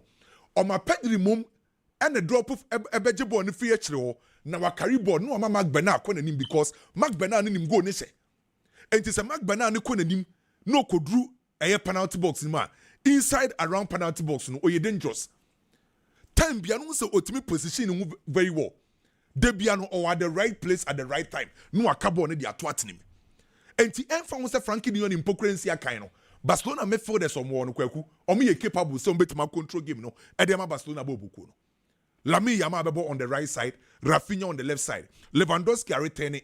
But minim se Lewandowski ne besha asiye, and as a Ferran Torres. On say Ferran Torres form no a drop kakra. So the besha asiye as the number 9 no, and yenti minche se beye Lewandowski and as a beye Ferran Torres. But you know, Barca was our quality they say. obetimi akọ Bilbao fie akonya sa needed results obope no ba kwaku nim problem am misro kakra de ma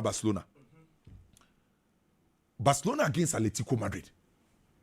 Barcelona use a lot of energy at the boss game no. Any date here bay. Any date. Any 7th. Unim say on the 10th. Barcelona ebo Newcastle. Barcelona ebo Newcastle. Enye pre na setting wa Barcelona. Anka obi te say Pedri kura match we kura nanka also mtimi rest ne kakra. Rafinha mu nyina. Na nkomenya sa energy no because players so mu free injury ba yenche. And recently against Atletico Madrid, use a lot of energy. Enti anka Barcelona were last squad. Anka majority of them players ni bo anka o see rotate. No mutiminya sa energy facing Newcastle. By say Hansi Flick. Say so tight corner. Ontiminya rotation.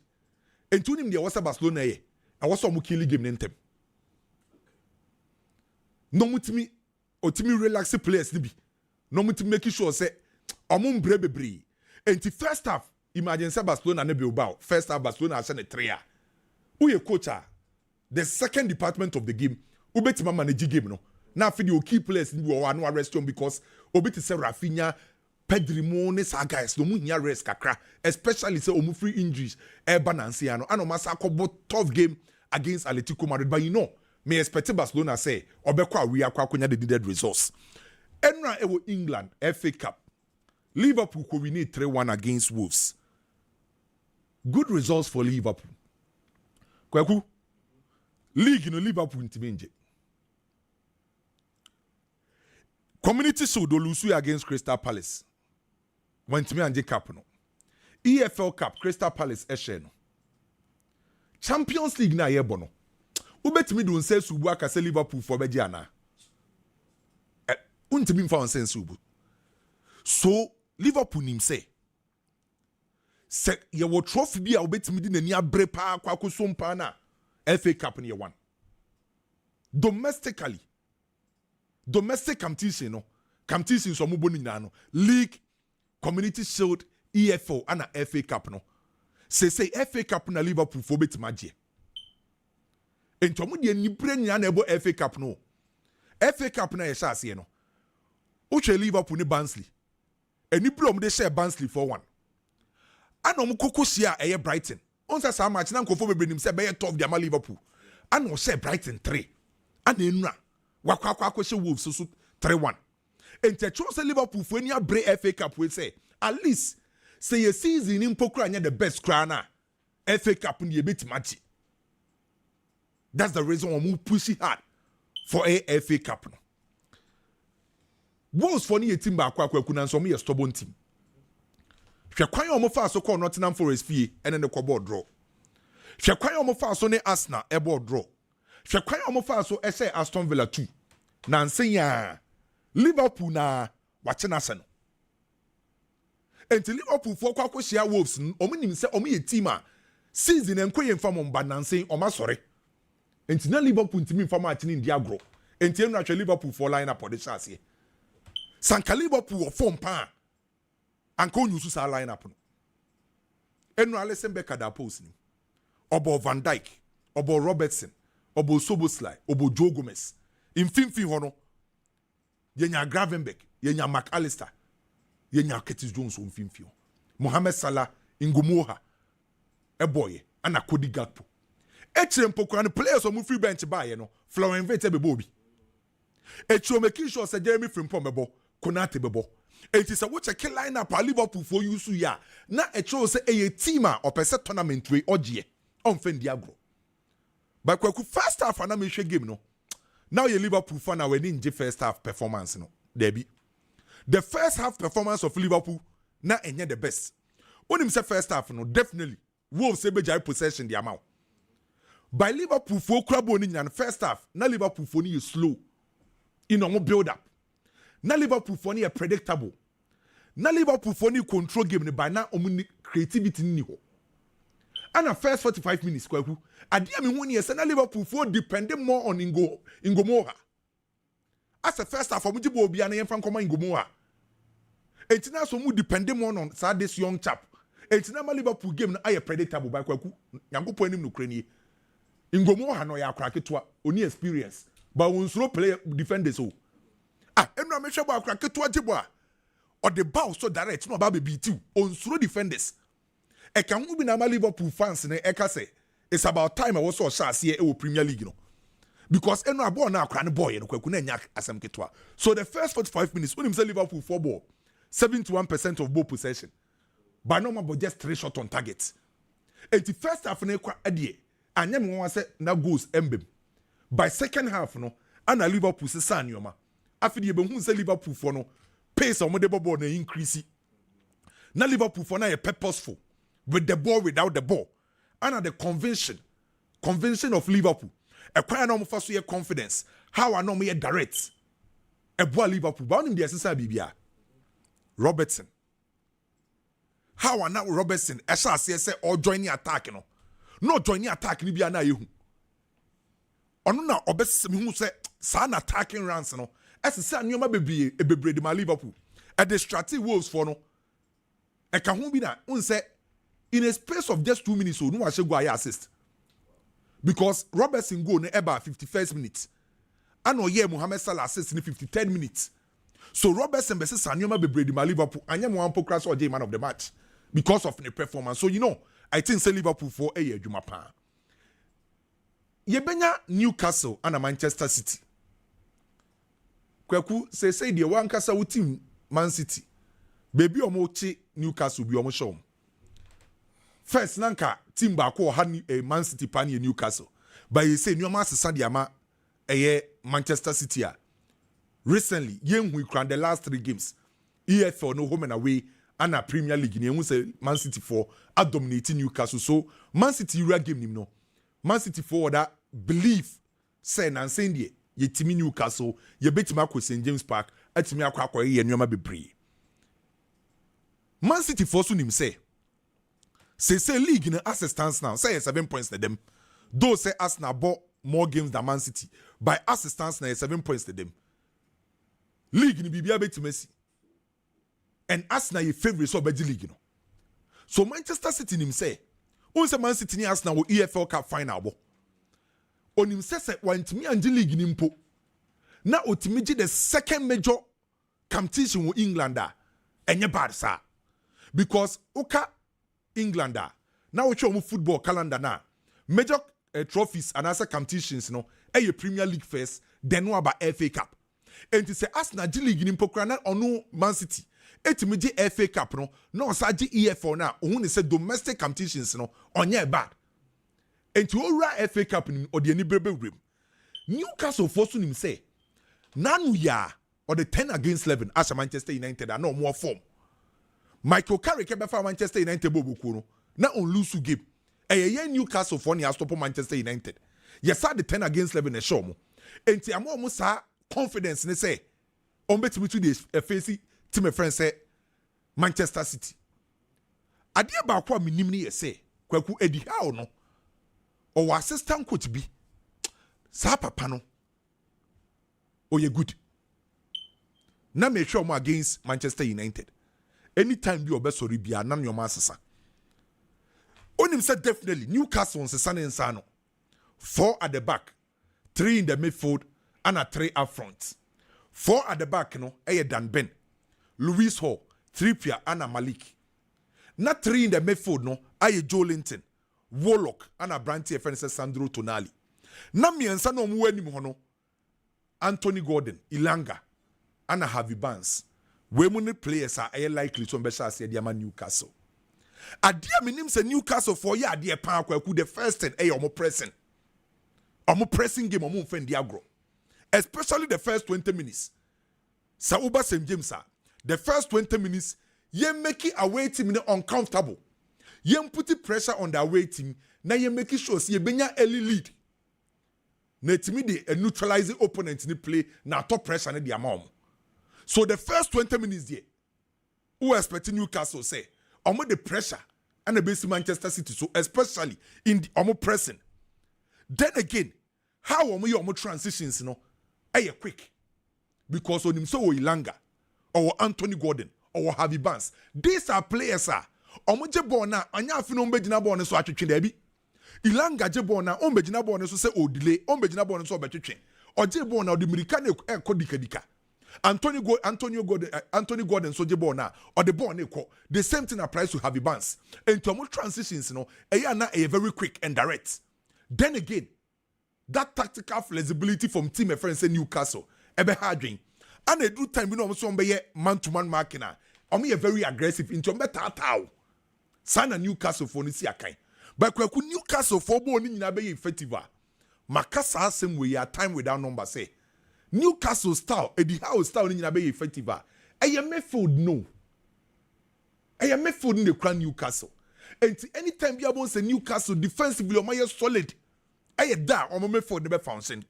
So when say Newcastle offensively omo boy juma pana eye midfield. Mame mo example.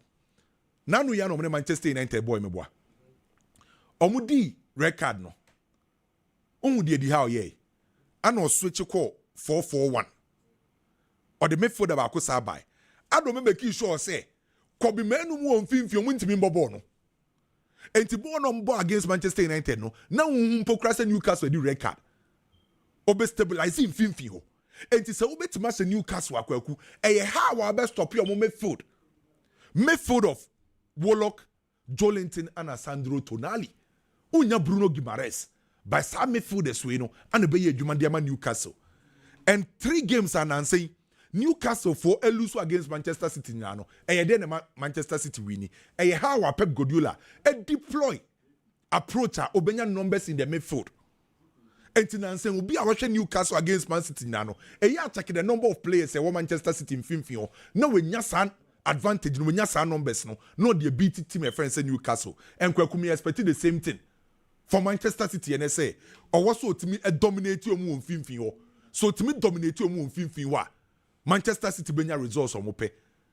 In Finfin the be key. In Finfin the be the battle. Na separate size no. Say Newcastle to me we need the midfield battle.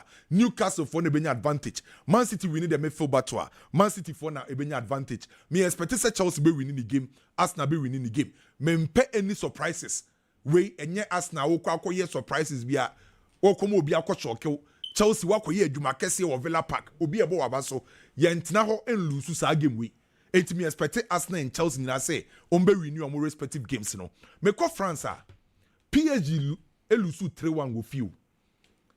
Kwaku ade ba ko ne say. Me ogidi say PSG beje French League no. Jedi ombeje. By the performance of PSG no, this season mean say dem hu ni yesa. Last season about 34 games. Last season games for boy wo league no. Olusu 4, Olusu 2.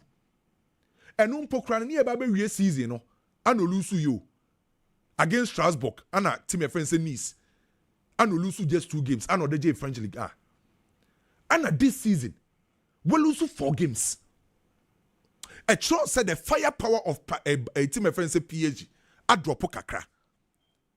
So what check your money Monaco recent matches as a Monaco for ne tata PSG pa se Champions League no omani omo bo home na win ansia. On the first leg no course was Star Louis Day. And Golavan and the Cody record and the ma PSG for Doué enya sa opportunity no on the say no. And on Mesabe see a kind of Paris.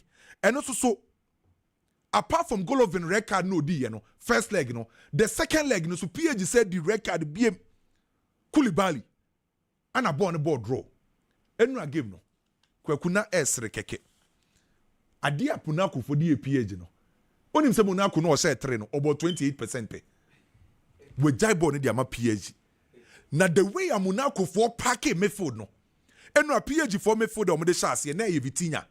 Emery ana Dro Hernandez. Ana chance de ma PSG on finfio. Ana Monaco for decide say on be pack midfield no. Bamba, Lami Camara, Mamadou Koulibaly. Ana obo 3 back. Ne wing backs ni Mpokran Vanderson. Ana branch fence Enrique no or Simon Beka midfield no. Na Senegal ni akra na friend say Lamine Camara no. Or dominate PSG. Menkai the last time I midfield be akọ PSG fi akọ dominate omo onfinfio. Vitinha mojebo, Dro Hernandez mojebo. Pressure no de mom no. After the na the bia back passes na ekoso. eka ho na ma pressure beto PSG so a na omo ye silly mistakes a e ma mo na akofo etimi catalyze omtimi nya asa 3-1 victory no se PSG 4% omo ko mani mpa this season a kwaku ani omo adwuma ye because as a fire power na ekro omo last season na etimi a drop it Bayern share 4-1 against Mönchengladbach na me de Manuel si 4 na Bayern share no kwaku Hurricane ensi akan o Hurricane ambobo ni bi but omo share 4 mete se na wo ye statistics bi ne record bi say Bayern for akaka kra bi na che se Bundesliga record da ho goals a wa hye kese pa no that was in 71-72 and Real Madrid for record on my top 5 leagues no they wa hye goals kese pa no. The first question was so obusa ho ne say e de na be ma Bayern e share a lot of goals kwakunim said the entire season all competition Bayern share 128 goals in just a few games 38 games almost share 128 goals. So the first question abubusa ho ne say dey ni kura Bayern no mutimi she goals no kwaku football ye free bibi say principles of play no a fundamental strategy a teams use effectively no metimi adapt to any approach on the field and it's a fundamental strategy can say principles of play no ye wo mienu attacking principles and ye wo defensive principles ade ekura Bayern na ema Bayern hu yehu ema Bayern mu yedu ema Bayern timi she goals no your attacking principles and it's a watch a Bayern no more attack here. The first thing I be notice no mobility omo nya static enti den so be eliminate omo players no out of play omo ye mobile omo move around omo run a lot say Bayern for our ability so betima stretch defense enti upa kwaseti deep saday omo was ability so betima bie with team nim omo was ability so betima penetrate any defensive line and omo nya support enti omo attack here right back eba left back eba midfielders eba supplies ne eba creativity ne eba then again omo create a lot of chances enti kwaku ene Bayern is go say man nyi obi anwa because ade a ye can say attacking principles no uko Europa team back wa or apply attacking principles ne very wa kwaku mi hu ne say Bayern team no ye adwuma no so Bundesliga ne de okay je de omaje ba ka say Europe no ne drew hwa Europe no yebedi eho so enkomo bigi kwaku yanantie emiria kwaku mama shase from AC Milan Inter Milan game be so in the Italian Serie A. Already these two teams na so mo share this time around was Serie A anymore. Me sure say who follow league very well you will be convinced to say game with the game as I say called Inter Milan. Because we had the kind of form Inter Milan home. How good they have been this season. Consistency. So we team born home with Italian Serie A anymore. Me sure so be team be no Inter Milan. As we speak, Italian Serie A table no more than that so. A show no more than almost 67 points. AC Milan no ne ba be bono. And that second, AC Milan with 57 points. It's between these two teams a 10 points gap. And honestly, I the kind of quality Inter Milan Bobo Nikita and how good Omaye this particular season. But Russian League ni moi. I thought that they ba kwaya na ebuane pay off by experience. Experience Nikita Wanya, the head coach of AC Milan Bobo Kono. When it comes to the Italian Serie A, Maximiliano Allegri is a man or a lot of experience in winning it. It's in matches like this, games now so no. A horrible that's all the experience in the year Juba. No the results at the AC Milan. Inter Milan form no woman at the start of the season. Na performance near a bit rocky then Shadanya. After winning their first game of the season convincingly, Omuchi Torino almost share the 5. Omu win this game ni we no. The following 2 games they played in the Italian Serie A, Omu Lucy ni we no. From there, and a Christian Kivusha says or finding the right rhythm and the right spark. Ewe Italian Serie A animo. Ochitimbia na washano. Ochitimbia na washano. Obo 8 matches. Ewe Italian Serie A animo. Lucy just 1 game. Within that 8-match period, no. Obi Oshia ni bia washano. With the exception of a single game. After no, and Okoshia team a friend is AC Milan in the first round. And AC Milan bobo ko na cheno. And a kwaku Oshano. Ewo Inter Milan home. It's even when na Inter Milan are confident, omanya streaks of win. Atwa so na Gidie naba. Ama coach na find the right spark and rhythm in the campo. AC Milan bobo quality me che ne share no. And no che experience na make am wasem say. Coach I find Maximiliano Allegri ewo Italian Serie A animo. And this time around almost e baba bi share ewo AC Milan homa. Say Inter Milan eba be fa the 3 maximum points or widen gabro. Into we AC Milan. Only option bia dan say we be make sure say o man me fa 3 maximum points no emfanko. O rapa ken so a these two teams here, the kind of quality omu possess. Obia team are very strong. Aside that, omu the same formation. Our park so. Obia operating with the 3-back system. And they be America say 2000 year. What about the better on the day when I am now tying our resource? It's between these two teams. Now me aroba China, the obe operating system ne well no. Obenya the resource our park so. But teams ni mu bi wo hono mo omo lack certain key players from their squad. And I bet you a rippling effect on their performance. Number 1, Inter. Inter Milan bobo kono ball no ball in area kwaku. Ball no could do anymore. You have to get men. I'll bet me connected the to net anymore now. Men no be connected ball in the to net anymore now. Strikers no. Inter Milan losing the best striker and the most important player. I am saying best and most important player because one on the captain for the side. Lautaro Martinez. We in the captains in if you want this season. Italian Serie A na here ball. Only player watch goals kese pa Italian Serie A 14 goals. And I watch in the Italian Serie A. Omo done che omo ye close impono. Omo 999. It's almost such a player. In this kind of game, I am difficult. Into our other players omo bet me dia babishim. Esposito is available. I'll bet me about the game in the Inter Milan bobo kono. But I'll bet me about the kind of performance and the quality. Lautaro Martinez Bemawana to me a derby.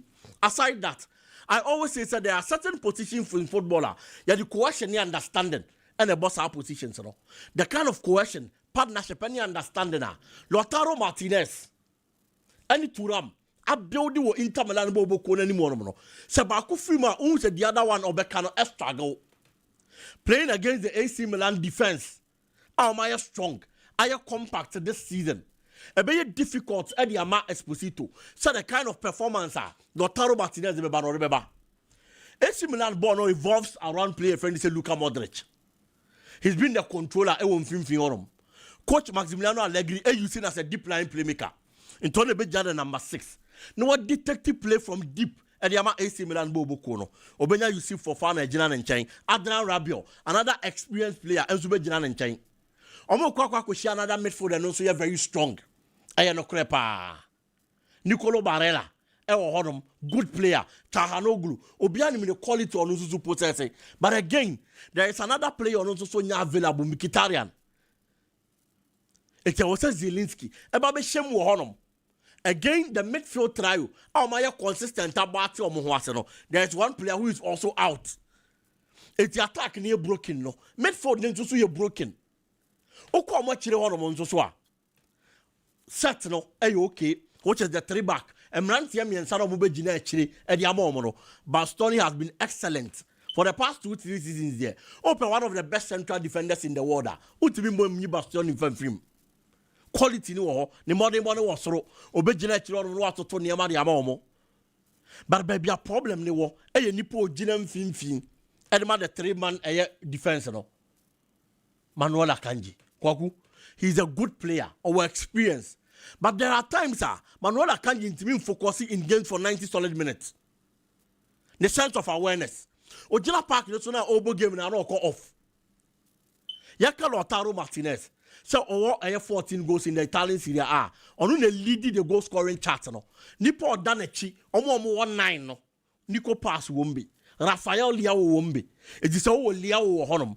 Now among the top scorers. Our Italian Serie A season anymore. And found in a short force. So one to me on focusing for 90 solid minutes. Over to me how.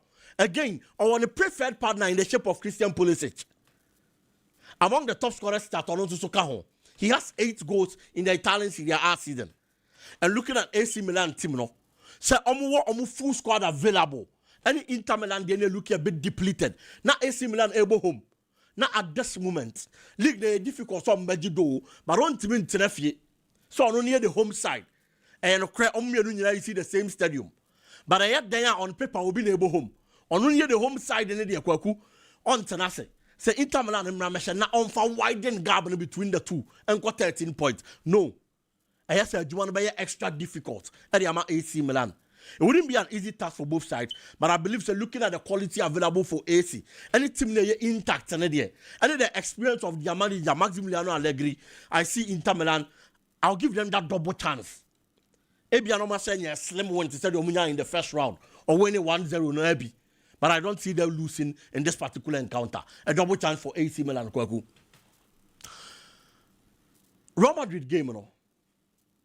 A trema drain esi adeɛ baako so kwaku. Nana me bisa me whole questions. Question nana me bisa me hone say. Don't you think say time aso? Say Real Madrid Castilla no. Any omu youth team no. Omo di attention be ko honom. No a lot of the players from the youth team opportunity to senior team. Some a lot there. Madrid so kind of fast and it has been successful. Oh yes. So they cannot take everything Barcelona is doing. No so and sure. Though Kwadana Bakum you be impressive, but that does not mean someone so follow the Barcelona. Kwaku Ebia a lot na me kan you know. A problem kaka. Fine. But I said a lot because me jitum say nyam Kwadana ni na that kind of quality. And the standard at Madrid never share. And they free on honum. But kakra no more opportunity to be Real Madrid senior team no. The kind of performance they give, I am ye. It is based on that. As I saw, say we try when you are show no wahe. So mo banu be nyo suni bi do do na dey free wa. Me can we because there are players are no more Ghanaians. Omo two kwa amanone. Ekoko see a kind ma team si bi akwaku. And a lot of the Ghanaian players outside. And your mom didn't can call any modern more and a boss are quite the two homo and omoko. If you give players the opportunity from your lower division team, no more senior team in na performance in a year. And until make us so much money at the Coco Shell. Thiago Pitash didn't get an extraordinary game yesterday. But Thiago Pitash money bad for an academy player from Real Madrid and as a youth player. The movements our park and so. The ball carries. Oh yeah, our game anymore. The passes, a lot of them were on point. Me jitum say a lot of the players a pre-player. And Capitash the kwampo on your opportunity. Emma me jina Madrid team in finfin. But in Pennyforce will be guy will no be so kwama you ham. It's your mom pre-player no. Aba your opportunity the ama kwadano and then in for the youth team. Yenyi Pitash na yem fanin sinche kwaku. How has the performance of Raul Asensio been at Real Madrid? There are times I'm a jitum so you're setting on partnerable mistakes. No correct. But Raul Asensio on any day, me no me nobody dance say our quality or they are better sub our Real Madrid bobo konim. E ko ba say Rudiger 100% fit no are consistent. Adam Militao 100% fit no are consistent. Omumi no bebo. But in place of any of these two players, Raul Asensio gives you quality. Our Real Madrid the chiri honum. He's a player, a man opportunity from the youth side. And on so they are establishing who will do this level. Gonzalo Garcia, no opportunity for Real Madrid. When he got the opportunity in the Club World Cup, look at the kind of performance our dying do a Club World Cup anymore. You bought Club World Cup in the you know. Spanish La Liga and the Chassis, you know. Zabi Alonso felt say Onisa quality no better me about. Any level on no nation share free players on no. Ebia on team from mano. But after Zabi Alonso left, below a man opportunity, no, we saw his performance on Real Madrid team. No, there were games, not even Kylian Mbappe munya available. On a G team this season, nine so in metrics. So a ball goes to my Real Madrid Bobo. He's an academy graduate from Marseille. Oh, you were moton chaya. There have been players, Kwaku, no more free Madrid youth team anymore. Omanya kwaya omokoye. Alvaro Carreras is a typical example. He had the quality. But Real Madrid Bobo Kono at that time, say ma wa kwanya no, na be ye den. Oko chinchin ye na no. Madrid say yisi kapudo di akwa kofa akwada na ba. Ai no ba be si akande ma Real Madrid Bobo Kono. News ba de bia. Se a player ba kwa Real Madrid nya no a opepa. Edna ba be she ni team ni me hwan ya. Nico pass. Look at his performance. E we talent see their animal. It's based on these examples, based on these players akwanya omanya. Any ball Real Madrid bobo konim no. Sempenifone mo Madrid come youth system ne so. Ebia focus so much on it to Barcelona the no. But at least the little opportunity you've given to some players, few ones, you know, actually some quality ni bi wa se on mo a. O ma wani ko mo ho. Now mo the right opportunity to Real Madrid bobo konima. Omo betimi agro aba be boa Madrid bobo kon. Enkonko yeso obetini. Na afi wo sa so aboka akwakofa e de naba. Na ekoba se wa nya. And then until I make say, based on these instances, I feel say it is time to Madrid in penny for no. And your attention no. Youth team anymore because there is quality on Real Madrid Castilla and your youth team anymore. Kwaku moving on. Liverpool game no more against Wolves. No. It was a game and a very important. Say Liverpool benya win. Ultimate Wolves ewo league mo. Now Wolves in show. Now Wolves are show where we are. Just after a week, we say share Wolves to crown Eben. Our cup game mo. Na no Wolves bobo ko na sa akwa akoshew debi ayade ni seisi etina me expect say Liverpool bobo no ebe make sure so mo be mad that kind of performance and the Wolves be to proper level. Maybe you got your way a league ni mo of which maybe at that time now we have points looking at our position never be out that. But Liverpool knowing very well say season they are a den the amano no I was at least pay a safe facing trophy no dia baby jina. But in the game, there were certain players who were more than more. I catch him attention. Rongo Muha is a typical number one. Kwaku. I am a day. So see David McCoy Bakwadana Basso. I am a day. So see Captain Virgil van Dijk Bakwadana Basso. Na me be so. Said dear be asam na Virgil van Dijk catch any coach wakukwam. Because me say in football. I thought that certain decisions coaches be taking. It is in consultation with the captains. It will come up by a Virgil van Dijk and any coach need on a Qurani behalf. And it's not to me, actually me clearly. So your manager Bia, sorry to say this, Okita tete adwene kakra when it comes to your players be opportunity. Make tete adwene kakra because in the past, football no yam penifo na ebo. En kokura na ebo in the past. It is a yama to an opportunity. So my red team as big as Liverpool. No man may see a kind from Liverpool bobo. I am heading. I extremely difficult. Metiasie. It is come here this and can maybe a chamun coma. Ebianka de make and kamenka. But I know modern football. There are young players on many opportunity. Anytime they get that opportunity, they prove some more quality. Yakasa boy countless of them. Lamine Yamal is a typical example. Paul Kubasi is a typical example. Now say who William Estivayo, an 18-year-old boy of free South America about English Premier League. Now Oya Fete Nkwadia, one of the best performances in the English Premier League. Oya Kwada. We saw Kobe Menu time our shots here. Oh, Manchester United Bobo Kunim. And at that age, ball and not all ball, Manchester United to even command the starting place in the English national team, Three Lions. It's a football now evolve from those days. Now roles and opportunities you're giving to Penny Fonkwa. You always expected players who are matured physically in age and more. But this time around, there are certain players who are young, but who are mature or dreaming. IQ no was throw. Are giving the opportunity to make me about when ye. It is a say and slot again and in the knee. A chance yes a banner hustle. No more that kind of opportunity. Now with no disrespect to certain players in the Liverpool squad. This season, few minutes akwadana any ball awabono. To me, he's been a better player than Cody Gakpo. Cody Gakpo is an experienced player. He's a good player. But you expect if you're a Liverpool winger on him. A left winger. So on from Liverpool bobo in days are difficult. Especially in a season. Player friend is Mohamed Salah. Off color. And the man Liverpool bobo kono. Now be expect you be so about rising to the test or be standing to the occasion and can you Luis Diaz in a one. Ebian Casadia Salah absent. Now you feeling the poor performance of the Liverpool attack at times. No, Ebian Kayen Kongo feeling is looking at the numbers and Luis Diaz Adema any ball at obo any or moving from a Liverpool echo Bundesliga numbers are dema. But Cody Gakpo. If it is because of only competition, say you don't, because maybe I feel so Luis Diaz, so Bonio, one money, and on one bebo.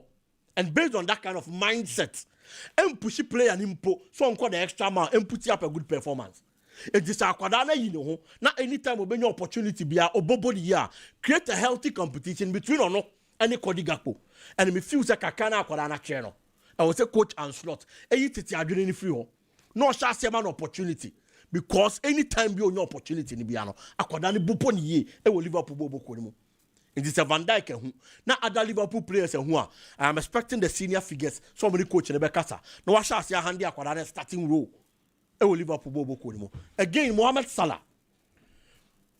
Kwaku Salah not the best of football, but he got a goal. Eben na Wolves now, or yeah, torn in the flesh for Liverpool, it will league in the Eben na a baba blessing to Mohamed Salah.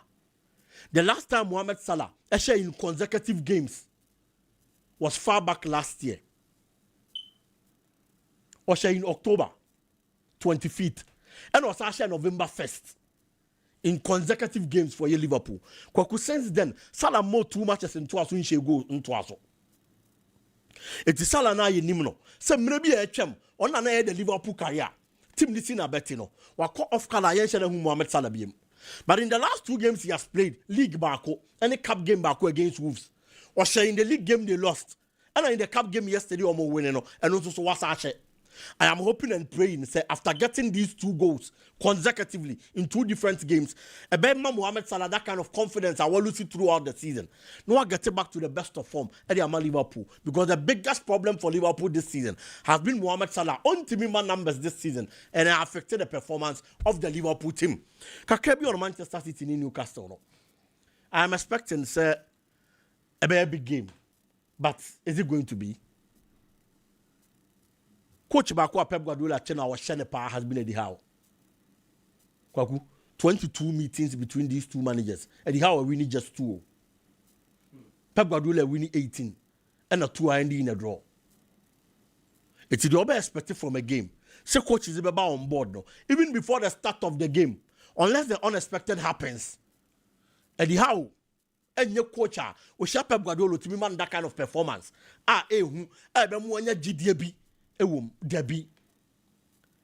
But between these 2 teams, the what confidence coming into this game should be Newcastle. The last game he played against Manchester United, the Manchester United side, no about 7 games unbeaten in the league. Watching a shadow. Pep Guardiola, a drop pay points against Nottingham Forest. It will be also demotivated. It should be Pep Guardiola and the Manchester City. But can Newcastle capitalize on that and worry them? The Newcastle midfield is broken. Bruno Guimaraes in New Honum. Almost central defense position no looks broken. Fabian Shah ni ho. Say Damben nebebo with Malik Tiao. Say a Botman nebebo with Malik Tiao. Whoever partners each other at the back is going to be a central defense on lucky pace. On speed. If you look at how Semenyo is playing, Ellen Botalan this season, and then the kind of former Antoine Semenyo especially, I pick the Ama Manchester City Bobo Kuna.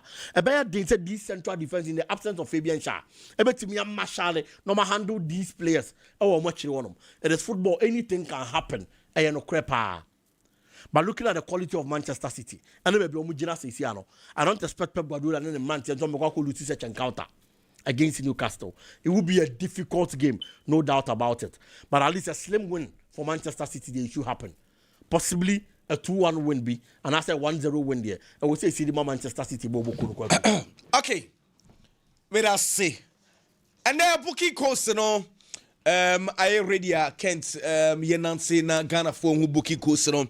Code number 1 BW4 2E8 A0D6 BW4 2E8 A0D6 code number 2 BW4 2E9 3E65 BW4 2E9 3E65 code number 6 code number 3 BW4 2EA 3EE4 BW4 2EA 3EE4 code number 4 BW4 2EA 748C BW4 2EA 748 8C. Code number 5. BW4 2EB 277C. BW4 2EB 277C. Last code for the day. BW4 2EB 7830. BW4 2EB 7830. Right. Mr. Yepe shop ewo patase any trade na yedi aye printing kakra aqua fresh na pe kideben WhatsApp pages no iti Mr. se wo shop was amya patase any trader now afre 0543 597 827 0543 597 827. Na also afre Inspector Prince Kofi Watson. Oh yeah. In fact, all man so accident squad unit wo. The bar did the birthday. Ariana Fowa and there the birthday from Inspector Prince Kofi Watson. Afe so and there a birthday Emma Senior Linda or Kentenchre Sanwe Dumho na from Honorable Francis Nyame aka Honorable Boy also we show Senior Linda happy birthday. Right. Yen twas way. I'm of power. Bibi aboko die. Me no serious meeting. And I pon Debbie, I was so chairman. Me was serious meeting, 5 minutes serious meeting. Debbie, okay. It's a minute meeting. I come to family MFK. Woman, can't be our bar. Sisi, Bema, by Messi or bar. I mean, there be a big issue. Debbie. It's the one on one. Oh, the one on one. Yo, it's a so I change na me no meeting. Meeting yan na here. Debbie, it's no yebesia na ya ye meeting no. Send some there wo biggie. Still no. No. One share. Let you via some. One sharing and that's one sharing. Some few routine. One sharing in there. Huh? I don't know what worry the bia one sharing is enough farming. Sorry, cry now be seat for. And what are we? Some me done. And when you ring na we gara. Na the whole while. Hold down new ring. Okay, only no problem. Only while. Oh, I'll be on watch. No yeah. Yo, the young kasa. Why? It go while I was share all down. I was say we share a bribia. Order. No yeah. Hey boy, say me a da no aye pon ya you see for me who ya ne say wa ring in there to card him.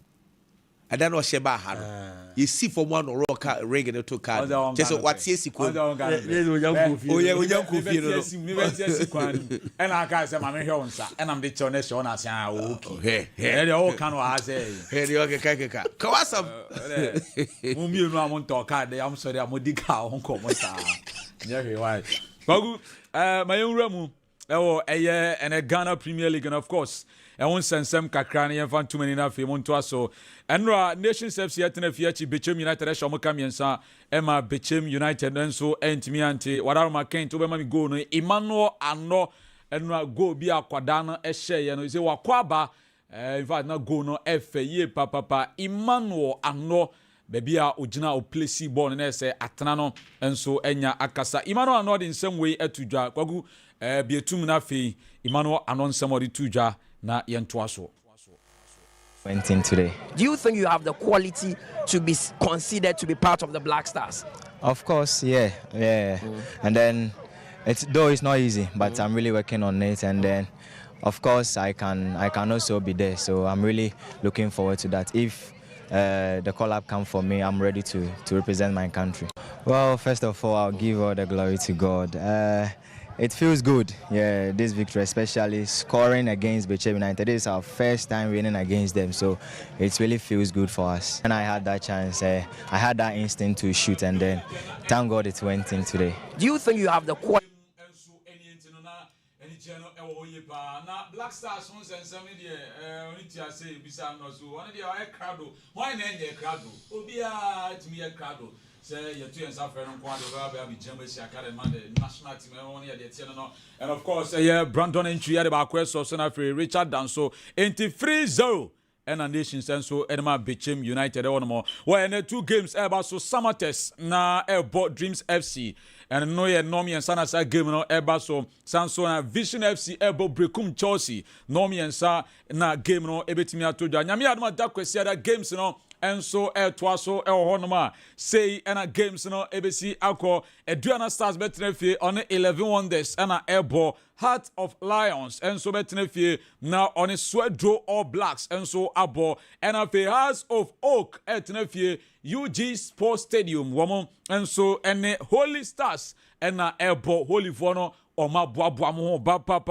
nya sem gitwa enti anu ya de tiano no Karela United enso betna Tamale Sports Stadium na fe no Aliu Mama mipacho Asante Kotoko Sporting Club ena enomo enso kobo nti Kotoko kwa we amino kase Kotoko agwa ko dru onoma nya sem gitwa kra ena fe Mediama the league leaders ebetna fe na omone Hoho United enso abo nyame ya doma mipacho edaochna Young Apostles enso ebo Bebiani Gold Stars eno games a ebetuna todwa the Ghana Premier League no and am there one sem no de ama enso hono no na de tienie ayaja yenkoi interim coach edema Asante Kotoko Prince Owusu SSA de baby adu no Asante Kotoko wo games na aka no masa seriousness no omo de bekom any prepare and omo de be share teams na aka no yentie Prince Owusu to take every match very, very serious. And as you're saying, the task is very difficult. It is, yeah. You cannot say it's not,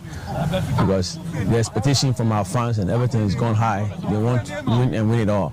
So it's very tough too. I mean, as you're saying, 17th, and then still we've not won a game there. I know it's going to be a very tough task for us now. We need to take every match very, very serious. And as you're saying, the task is very difficult. It is, yeah. You cannot say it's not, because the expectation from our fans and everything is gone high. They want to win and win it all.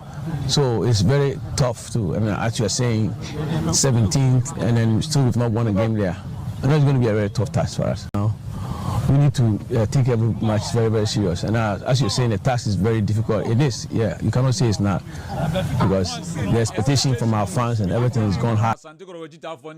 Game beer, a must win, and so more. Yes, Didi Dramani, and of course, only Holy Stars and Ebo did in some day to James Omo dear. I say positively, I'm responding very well. Didi Dramani. And then also Gideon Quising, and they are very, very direct. They try to put balls in the box, crosses here and there, and so all that we need to do is to try to shut off them and try to respect what they have, and then we need to continue to do what we are very strong in, and then we need to respond positively in that game. Very strong side in the sense that they play too direct, two very good wingers in the person of Prince Triniboa, and then also Gideon Quising, and they are very, very direct. They try to put balls in the box, crosses here and there, and so all that we need to do is to try to shut off. Na Ibrahim Tanko and so Mediama Sporting Club. One more head coach. Now, of course, they say no. Go start for a close to Gabno. Tanko Adiano Ayo Tanko Akasadia found. Matches, and BBN will come to us. Like I said, we don't have to press any panic button. We still have 10 games, 5 home, 5 away, and definitely all of us have a very tough matches, and BBN will come to us.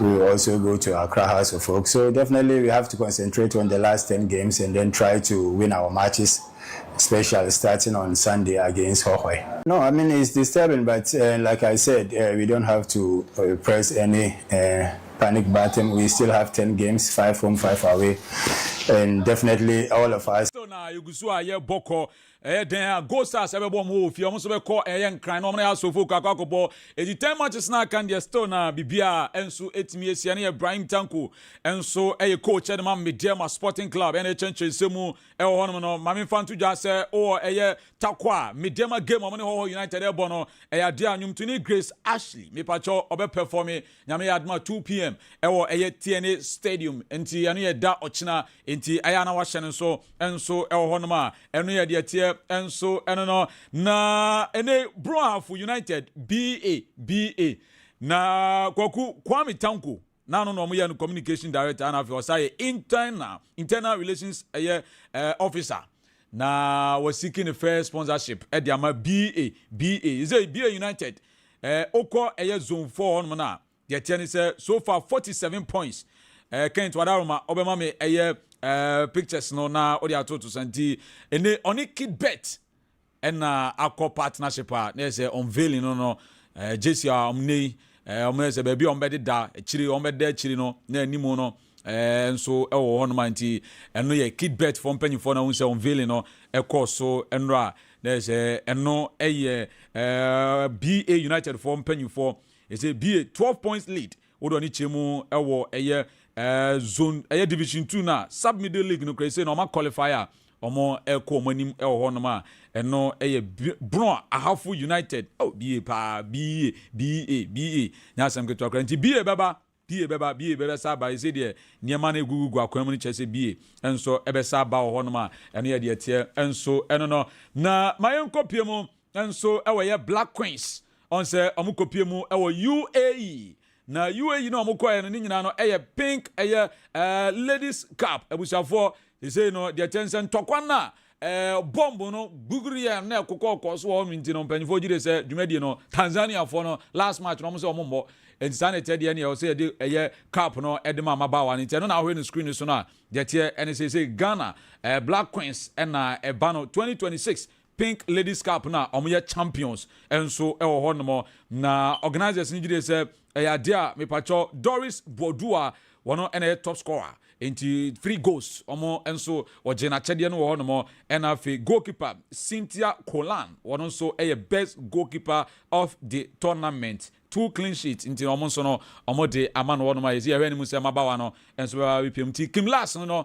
omo de jejina mo na se omo so take emfonyini ho no ma na de tie enso eno no na yenwura mu NASCO player of the month of February michemu Ghana Premier League no NASCO player of the month of February me pacho he said the tennis Samuel Atakumi 3 matches 2 goals Gold Stars wawremu 1 MVP Hussein Isa Young Apostle 3 matches 2 goals Sansona Augustine Okra 3 matches 3 goals Bechem United and afi Abdul Rahman Karela United 2 matches 1 goal 1 MVP or remo goalkeepers no me pacho de ten say goalkeeper of the month no Benjamin Asare 2 matches 2 clean sheets Nemo has enya 1 win honomo edemano enti Emmanuel Kobe Gold Stars ono so 3 matches 2 clean sheet 3 wins and onya Musa Zakari 3 matches 2 clean sheets Samates Nemo onya 1 win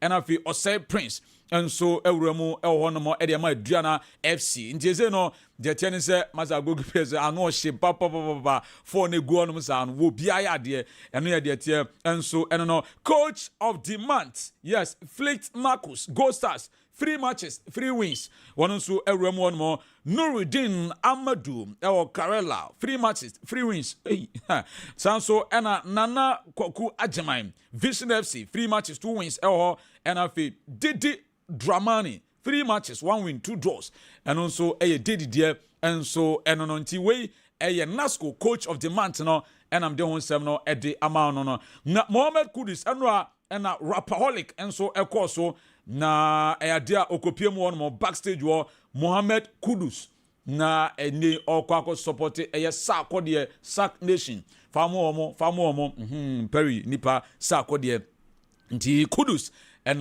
Starboy Prache in fact ya fini ye papa is a Tottenham baby edu na de na anu akwako ye din Kudus o so ye na oba na obeje chechere onan no na amsa ukogina nya sa de Tottenham ko relegation be ha papa eti Kudus ɛna okopie mu no a ohwe no ɛwɔ ye screen so ɛwɔ no no na kwakuna no ada Gaza Power ɛba ha St. Louis ni akwada na in fact ɛba na 100 meters there near 200 meters and yeah what the bemma abro ne King Eben ɛbɛtwetwe nkɔmɔ no de tie ne sɛ ukɔ kroma DC your Amansia West Honorable Maurice Ousu Prince abomodin ama Gaza Power full scholarship se ekopim so be university die ongo wura mu wa edigwagu ada ma be bia tum na se ne dwumade ni si course no Gaza Power yen ready se ne si course yegina ha na ade fefa yenia ketwa ayo friend of Gaza Power I think say no na dia obi anim wa se edmonyam papa na ade a waye no yegina aha as mensi crutch panim say if you another ekopim so be university no assembly ni e man full scholarship ekopim so be university na ade bia obehia ama na disua ene ni miketuo no akona ni no assembly no ever ready say you be support no ekwan bia so na nana sabi ye ka se yenua ahye enmunyam no na ebeye se yenso ye be hye yenua ba no enmunyam na hye afoforo so kran dina na wedi e me be ma na wa wo de ama yenua ba on behalf of DC, on behalf of Masuka Tamahine and Nabi Kusiapia, Yana Sompahine, I present Abasubodie Amagaza Power. Any day, Vijinaha, Gaza Power.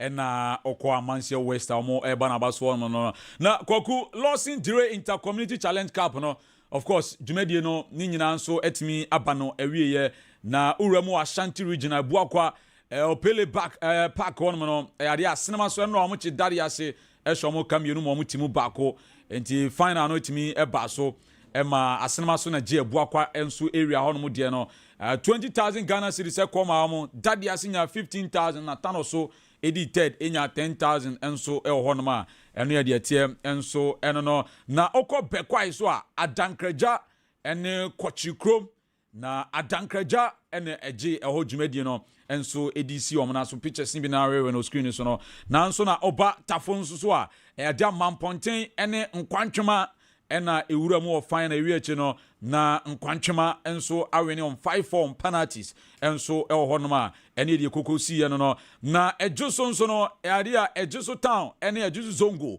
ene ball eye final ewo kese park ewie eche no na ejuso town enso etimi agi dwumadie no ede asuom na so ehonoma okọ eye akoma dan so a ewo akoma dan Lions AstroTurf no akoma dan 5th Young Boys ene eye kuntum so Power FC and a boy Akumadan a Faith Young Boys every 3-2 on penalties into omo and a champions and so ewa Akumadan honomono oko obuaso obuase Lincoln Sports Stadium and a Tutuka Samson Chrome wamo ene Bogobiri and so edi boy ni iwi echeno na Samson Chrome ashakaba kwa Bogobiri wamo entimi antinti Tutuka Samson Chrome womo ene eje ho the maiden edition no enso ewonoma ema ene ayade a eye obuase boyte edi etoso miensa enafi obuase kwabrafoso etoso enan ewonoma ne de tenamanpon de rain off enso etimi ekoso ntene eno mo be yi omo final no ede afi onomo okọ takrade nso so a de ten se eye ntankofo community ene eye kwesimintim kromo area ho omo ena eboye niwe chino na nkwa eye ntankofo enso ahye 2-0 penalties ho no mane de ekowie ena fe babia ni California enso ene eye Bamoa Royals eno ena omoboy ewie chino California enso agi babia ni de no ena fe Koforidia Ada Dynamos ene e champion ene boy ewie chino na e champion enso etimi awene eho de no ena fi Cape Coast nso de na ahwe no screen so a nese eno ye de kokosi ye enso no make se nyame ya adoma enkran de kese pa no enso hyase nyame ya adoma ende John Tay eni Teshi Samba omu wi atema community 2 eni Dodowa ena fi Kwabenya Town eni Kaswa Youngsters ena fi Domi enso community eni Tesano ena ebebo nti eno eye Lawson Dere Inter Community Challenge Cup no I want say na me de ama no na kokumi the birthday way enso sorry so happy birthday in advance to Madam Olivia Amponsem CEO Emma Olisco Mama 24/7 Enterprise where you audio for Nana Sabre and also emfa Awoda Sunquin and so emfa Emma Madam Olivia Amponsem and no ene audio for the anunzu right happy with that say wadaw ma nya can't deal with say asemasi se enim nansa set and so monitor dwumadie no and so e wo kentenchire e wo no and as though and so ehwe odi we so abasisi a senior as though nipa Elizabeth Boja ono so of Lisbeth's crowning creation afon kwanta o se na wawoda nti senior as though o was okay and afi woko Roman Catholic nso say di juma o nti senior as though as Elizabeth and no this 63 years as though 63 years but as those were you know when you are Ukraine as though big ya mo come here are na me see bright owia TV as so ohwe ada na wo pray yi microphone me nka hwe ntia Debi yemre no na mre no se wo na so timi di kozi 10:30 nyina Debi misro ase tie kina mana tie I have so point am ya hwe dey king wa how pon be 10:30 ba king wa open to inti mi ma won kasa sa time sesi eto aso mewie ba me chase ase onim se me come 2 year free wudi pay of high na me nima de konti asa wo kra wo so no so okay ma me so be bia ti an kama yina ko yin okay ma ti be yin film me yin film big ya bon komo kwaku Nations FC game against Betim United. I would say it's a very good win for Nations. Our Nations at this season and neman ko yim famomo, especially at the home grounds. Now we have the confidence to win against a team one share na da e will league anymore. Now also watching will fear there. I feel it is a plus for Nations FC. Fortunately, they had their best man up front. Back I was scored Emmanuel Ano. He was among the top scorers of the Ghana Premier League. Marian Tonya and Abrantian call outside or Kosona Horde. Fortunately, unfortunately, he's back into the Ghana Premier League. What's our Nations? The Okoyana and Kwanku said the number for penal and also no penal. So I feel getting him back to the squad a good Edema Nations. One gamer interest has to focus about the Holy Stars and has to break the home curse. And I say Yami against Baseke Holy Stars. Baseke Holy Stars since Johnson Smith has been one of the best performers in Ghana Premier League anymore. But I also have to focus. The last 7 matches I have to focus about we were winning 3, we draw 3, and I will lose 1. 3 now have to focus winning away. Ghana Premier League no. And I say league BM so be beje obabo home odin baby say performance na kese na akon kan pa ayo home. But has then it looks like say away no was so and the chain home no. Draws me and Sunday won no in the last 7 games. Didn't home games. It is there no have to focus home horoma. Omo tenafie no mobile game na have to focus into binche. We did Dramania. I was so make sure so the Baseke Holy Stars every break is ade no. Aside that baby any Gold Stars ekwa young apostles wa we kwaku. Young apostles are on the year. E will league log na so. No be person obenya when they survive it. It is how you have to focus na ubo homa.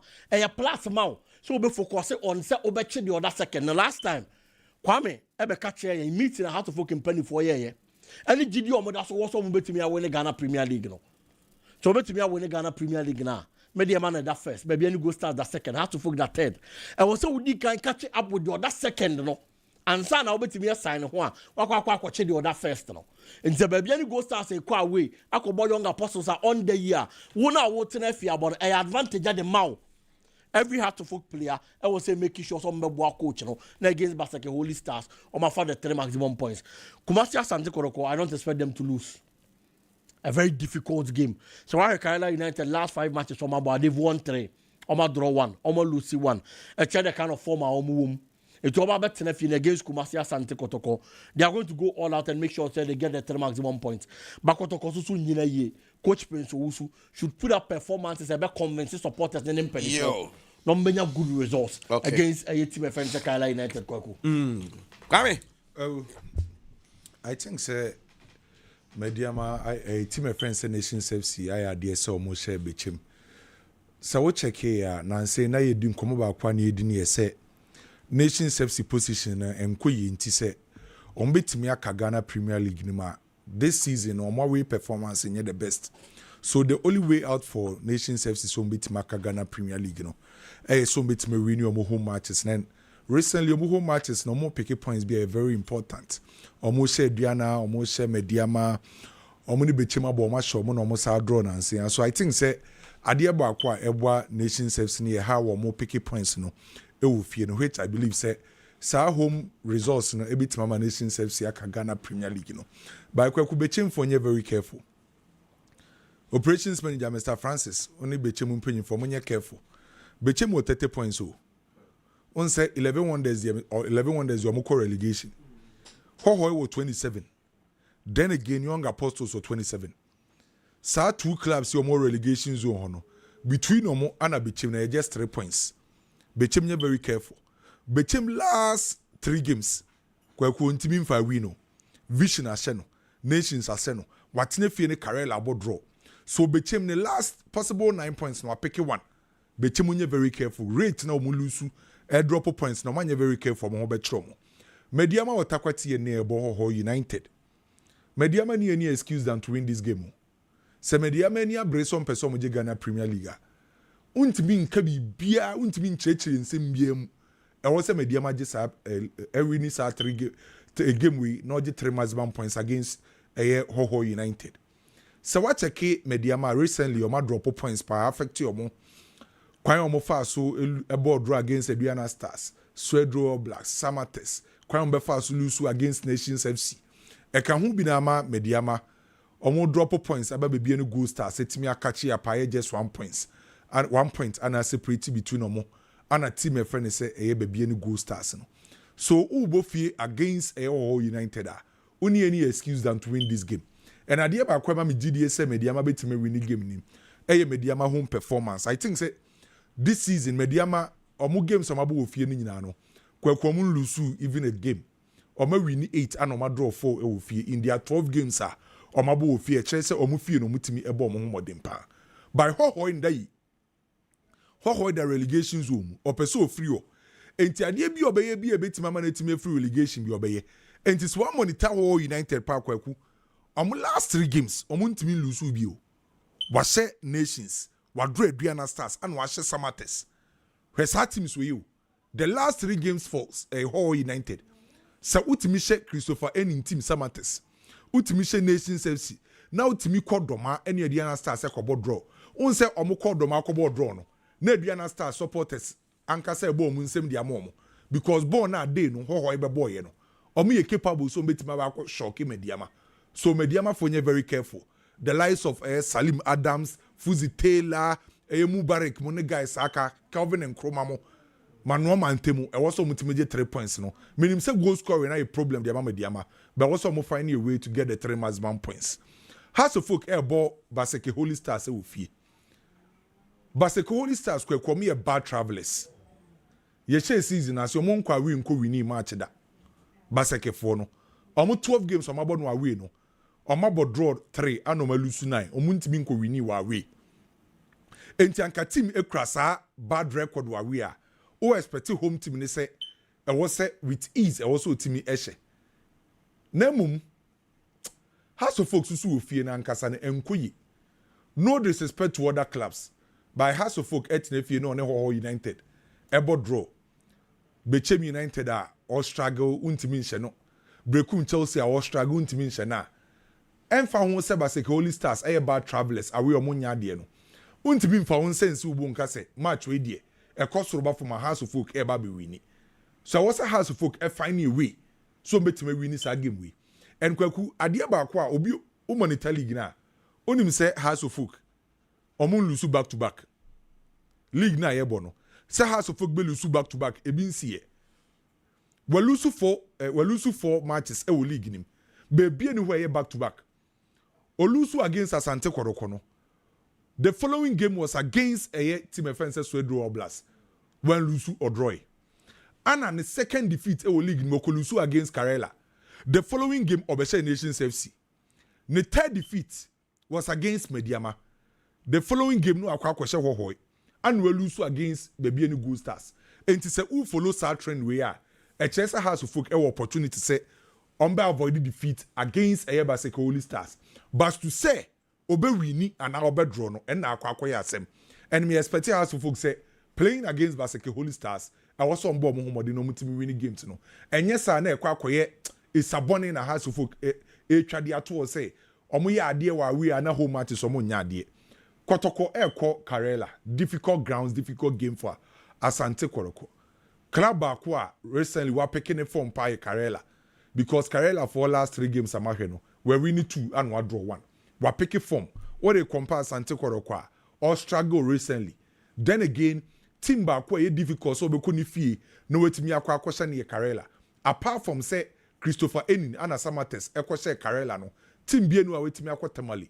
Etimi akwa kwese Karela boboku no ana Karela yitimba akwa kwaku omu good coach Nuruddin Amadu good players Gaiba Faiza mo ho Al Hassan Ali mo Abdurrahman Yayamo these are guys are on any day omu timi nya omu day a omu betima Hassan te kodoko boboku no so I was kotoko kwese sanioma kakra because born na kotoko bo na nse no kwaku enso ani se wotina fie na wontimi nhye clubs a omu ba omu di record still na wontimi nya omu mbo oko Karela onim say difficult grounds by Kotoko find a way. Mekaye say Kotoko eko wenchi no na Kotoko ko ha untimi nhye by Kotoko find a way say okose eye young apostles e wo fie. So Kotoko ko tamale no kwaku a difficult game the man Asante Kotoko. Say Kotoko konya draw kra na I think say be a good resource for Asante Kotoko. Baby any Gold Stars away to eye young apostles. CEO Edema Young Apostles. Yera Gerard.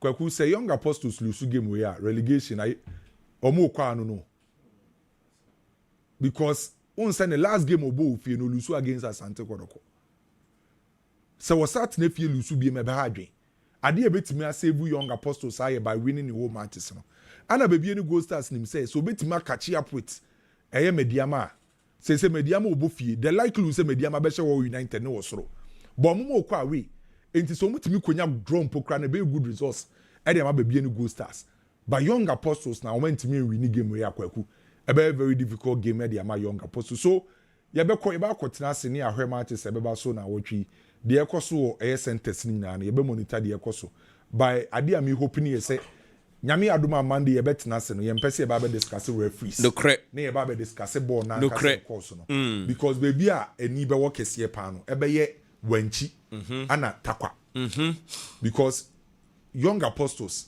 or the relegation zone why not enable obi o league age baby any Gold Stars okota kwa Mediama league age why not enable ho United or the relegation zone enti wanchi ana takwa na eni ni be wo kese pa okay kwame me that say pacho agwakumi wo birthday bako okay yes happy birthday to Dorin Odro Dorin Odro ewo nsuta Piakrom Nana Safo Loveless and the sisters White and Evangel almost say young wish Dorin Odro a happy birthday kwaku na menchia me sofo bako Prophet Evans Owusu Sapol Anointed One and I don't want our friend on air founder and leader of Anointed House Chapel our Brema UGC but I say Prophet Michel Mofa Mufunko ho Medenebeko unse nipa otiasia be man kasa otiasia ni kwan se obo obeba wu dabi what you say dabi na akwa etiasia wu adenti na wo otiasia na be man newu na be na ti de wu ya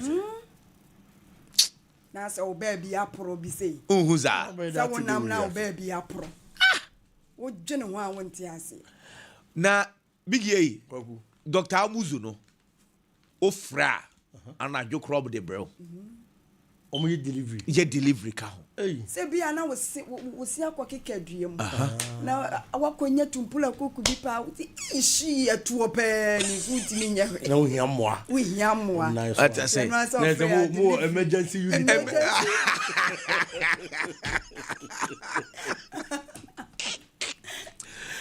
asabo inti ebia match na ba improve mu wa osusu nim se ade die udi agwen utimi udi weni kan kwa nye yi nteno no sa no woto nsa from pe moto pepe ubie uda amuzuni e di amount ubehie bia na wa okay yene aba Mr. Fanamba ni din kan to dwa fa maye na ye monko 0247 77 6743 0247 77 6743 number na ye bobo no ye delivery number no se wo hia Dr. Amuzu no ni mu bia wo pese ye de brewo no wo de eno an se wo save no the pennies doctor 0247 77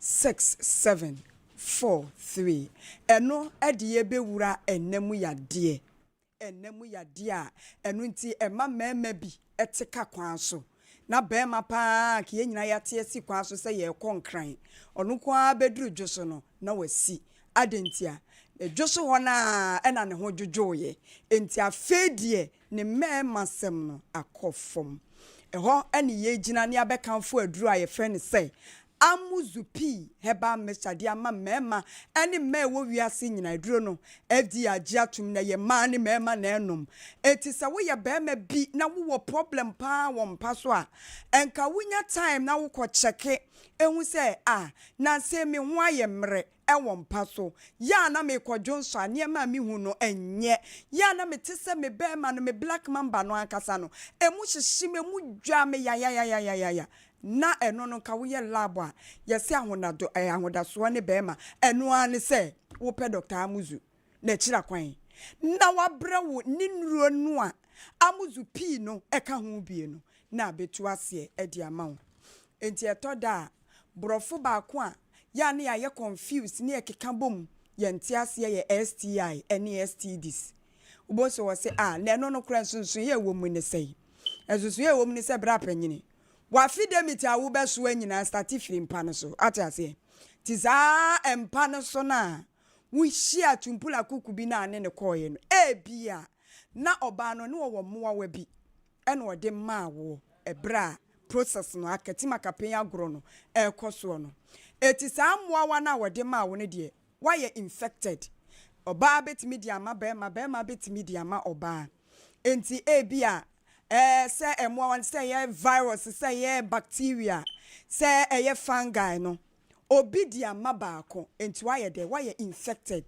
eno na ye sexually transmitted infection eno ye infection na wenya afedi emwa na betene nipadua ni mu na abeso aba enti afi ye te wa ye hu say afedi 2 years 3 years 3 months afi wo kodwonso a who say na wo black mamba ni mu ka wo say pepe be ma wo ntia se mo wa bi na wunyaye no abeso aba yi say ama wo yade ni betimi aye gonorrhea e betimi aye syphilis e betimi aye chlamydia e betimi aye say bacteria infections bia e na wanya no ti afedi mo wa na be ma yade bi ebodin yeyi sa yade no enu nti na mabodin Amuzu P heba mesha edi ama wo sa wo de ne ye gono a na se be ma oba hu se wo performance in bed no be kofom na yemfa ya ni sei ehu aboa no gise emfidie na wiase ya nyina ne Ghana ha mi hu heba shop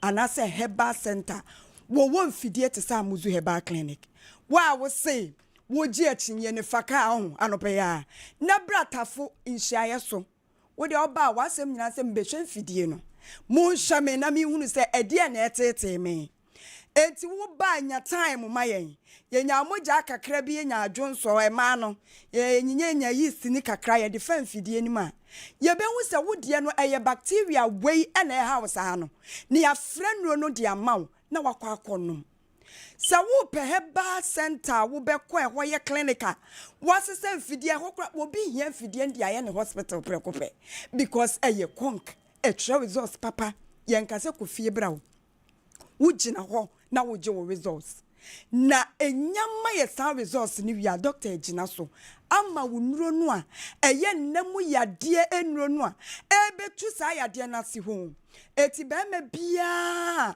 ebi a wo ne oba hia mu na ho besane wa wo se na oba bi hyehye wo no hey question mark kese bi si baabi wo hia amuzupi ya kan wo bi ne nasi ye gidigidi onya wo beba wo but wa ye busy wo shop wa ye busy wo adwumam wo nya wo beba but wa ye busy a me se wo frɛ ye hotline a ye bebre waduro anasa wo ko heba shop pharmacy chemical shop baabi a wo beko bia wo tworo amuzu na wa tworo PEE na wa tworo de atoa so wudu ase me pa amuzu wo mu bisa so pene de wo se me peni P no de wa ya ma gonorrhea fo no de wa ya ma syphilis fo no fi say haban mako aduonu 9 na doctor de aye na wa wo se wo ye be ma wo kwadwo nso na be ma mu hyehye wa eye prostate ha no wo benya sa benefit ni free e bia wo nom eye sa amuzu P no wo sa fe de na ko wa wo se wunya aduane no a wuntimi ni wompa so be ma pa se wo hia wo ba pa nti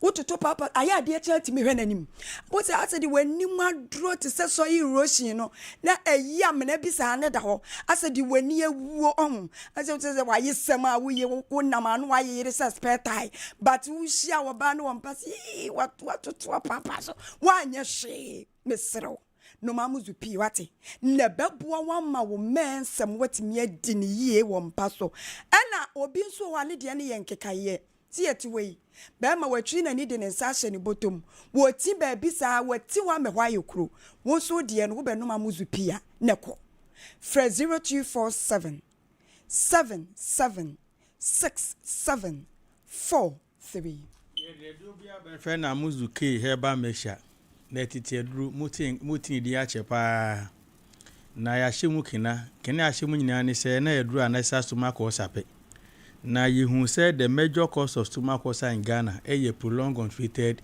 typhoid fever o scan na so twe Ghana for mo stomach ulcer mako 10 moja e like so benya 8 na mo typhoid fever inti see ya upgrade no ye di nu bra mako 6 a eboa etu typhoid ase e de afra amuzu ke hebam se de ndie no eye stomach ulcer ai ko fa typhoid e ba no mu a enkokora ena musenti ama amuzu ke na amunim no ne taste ne color asesa kakra enya hwe ahye ne kinamum eni ai dum kakra ne dum ma sebi emu na pibire pa eye typhoid nuana kafra ye de aka ho no na enya nwuno na anyuno kakra ni nyina nsesa kafra ye de ahye do ni masemwa mo a friends almost makosa no almost wo typhoid no nya to ba ko a on ha no sokoto onkope typhoid rubio na nuano no de ne so yam keka no stomach ulcer no mu a na ekọ munkai se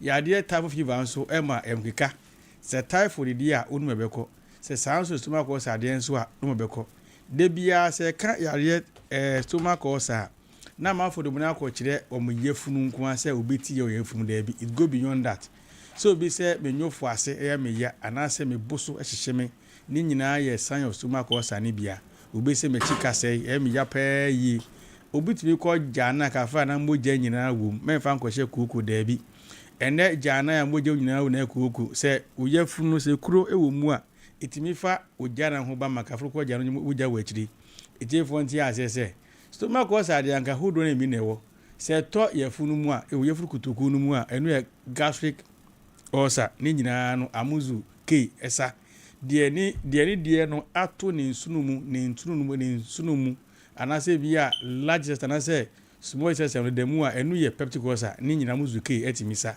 se de yesi ulcer ne te bia no doctor said de bi de no e wo yefuru kutuku mu amuzu ke etimisa o si de ne wo nsuno ketua no o kase mi nyina amuzu ke etimisa de hia se wonom no di eduru no akwankyere so de etie nie so bi se friends media anka twede menya suma ko se de bi ntisa se wo dada e na o si di e na o di a e na ko nyane no enti mesere se so obi a twenwu fu se de di hu ansa na se ohu to wi a na wadi twen na enum wi ansa ohu to wi a na friends na wadi na se e typhoid di abomodi ansa obeti hu free insu a kafra entre hu anasa insu a ne quality no form kakra meka sanke be aka wawo so nuamu me mbusi obi edin aka o science obi ara nuamu ni hura se hura na wa udum wade we ni ko betumi aboa o makafra typhoid na yetu ase no ebetumi akɔntem pa wa obetumi a yesu a obenum no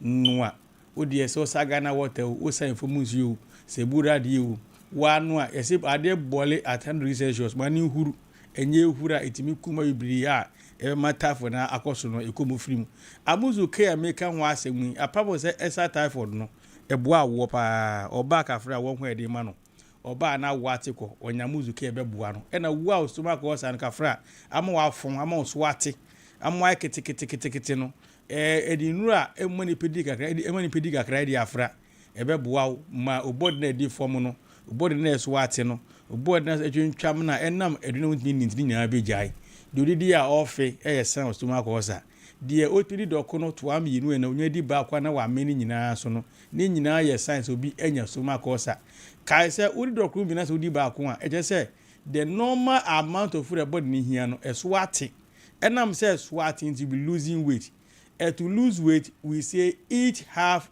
of your current diet we dey say what supposed to take but do na we dey say na swate e ba sa na akafra na mo hia na ohwan na mo soto a na eti na ma amafodom sa echeche wo se wanyare boni bi se sa na eti a be kan fo amuzuke e dey amon amuzuke yi opedudo pa na etru okumasi ha kodani heba ho komisi heba ho kwa apedango ho eni kenji mu mbrum Ikof ena calling na omo Ashtown ena mo amwa akra mo ko kan shi dragly ube sana na boache Kens walk tina tetune pasha mo nyina mo tubi SN bi ope inure se mese bia na ma ofre ori agi nchichi we dada na 0247 77 67 43 0247 77 67 43 if ha me ko trase enye bebia ya setafu nhia so amuzu janje ben mburu market sa wo asemu ana se struka na se prostate na kuku ana sisiare ni nyire maya che ho adanse e wo ho na de meka de twato nyina se be mate ase a ne be ma no ewuda Dr. Amuzu ye say the adanse na Amuzu ke ne de ko fu du ho adanse papa correct before 70 de be ba no na manya botan research aya ye say de ade ma ye it me put that and time feeling Amuzu ke Dr. Amuzu no atene nkanwa sorry sesi okwa akwotena se tafun shaye so okomoro marketer on sanifa so pe eho ana abohu Dr. Amuzu Fred Doctor ne number na ye de tudwa na so be kona so eye na Dr. Amuzu etimi aboa ne ndro no eyendu papa saa so no betimi aye ho adwuma etimi e de ama kama yes sorry die DJ Marcus to aso senenso nyame adoma mande ye ba betina se de ye bekoso na wotwenim nyina na mano ne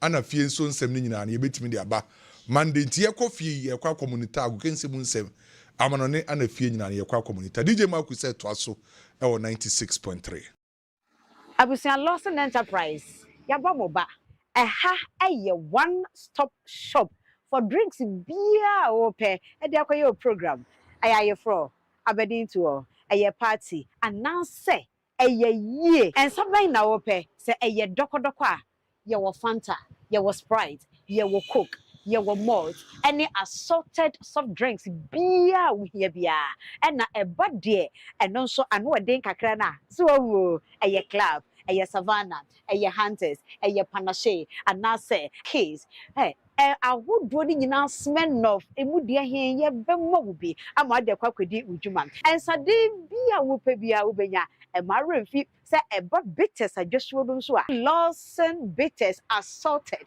wo pe ginger no wo pe de hen ye woni nyina bi e wo hadomo odofo wo hwe eye Lawson Enterprise nko a na se wusikasem a wo de efa ensa ho no emmo ano a wutimi ba eme mo wo nsa ne bi e de koyo program wo wi a no ba betia ensa bia wo pe ene duduo bia wo pe no wo benya ne faako atufuo bo ene ye de ema wo anya Lawson Enterprise wonya ne ba bia ene nti wo ba na wo bedru Lawson Enterprise e wo kwada so hwimase a ensa bia wo pe ene duduo bia wo hia no wonsa beka hwehwe Lawson Enterprise e kira kwai e wo kwada so hwimase ye ne rollers e di hwe ni mo fe number ye guasi na ye monkomo Lawson Enterprise, one-stop shop for all drinks. Lawson Enterprise and Sahudu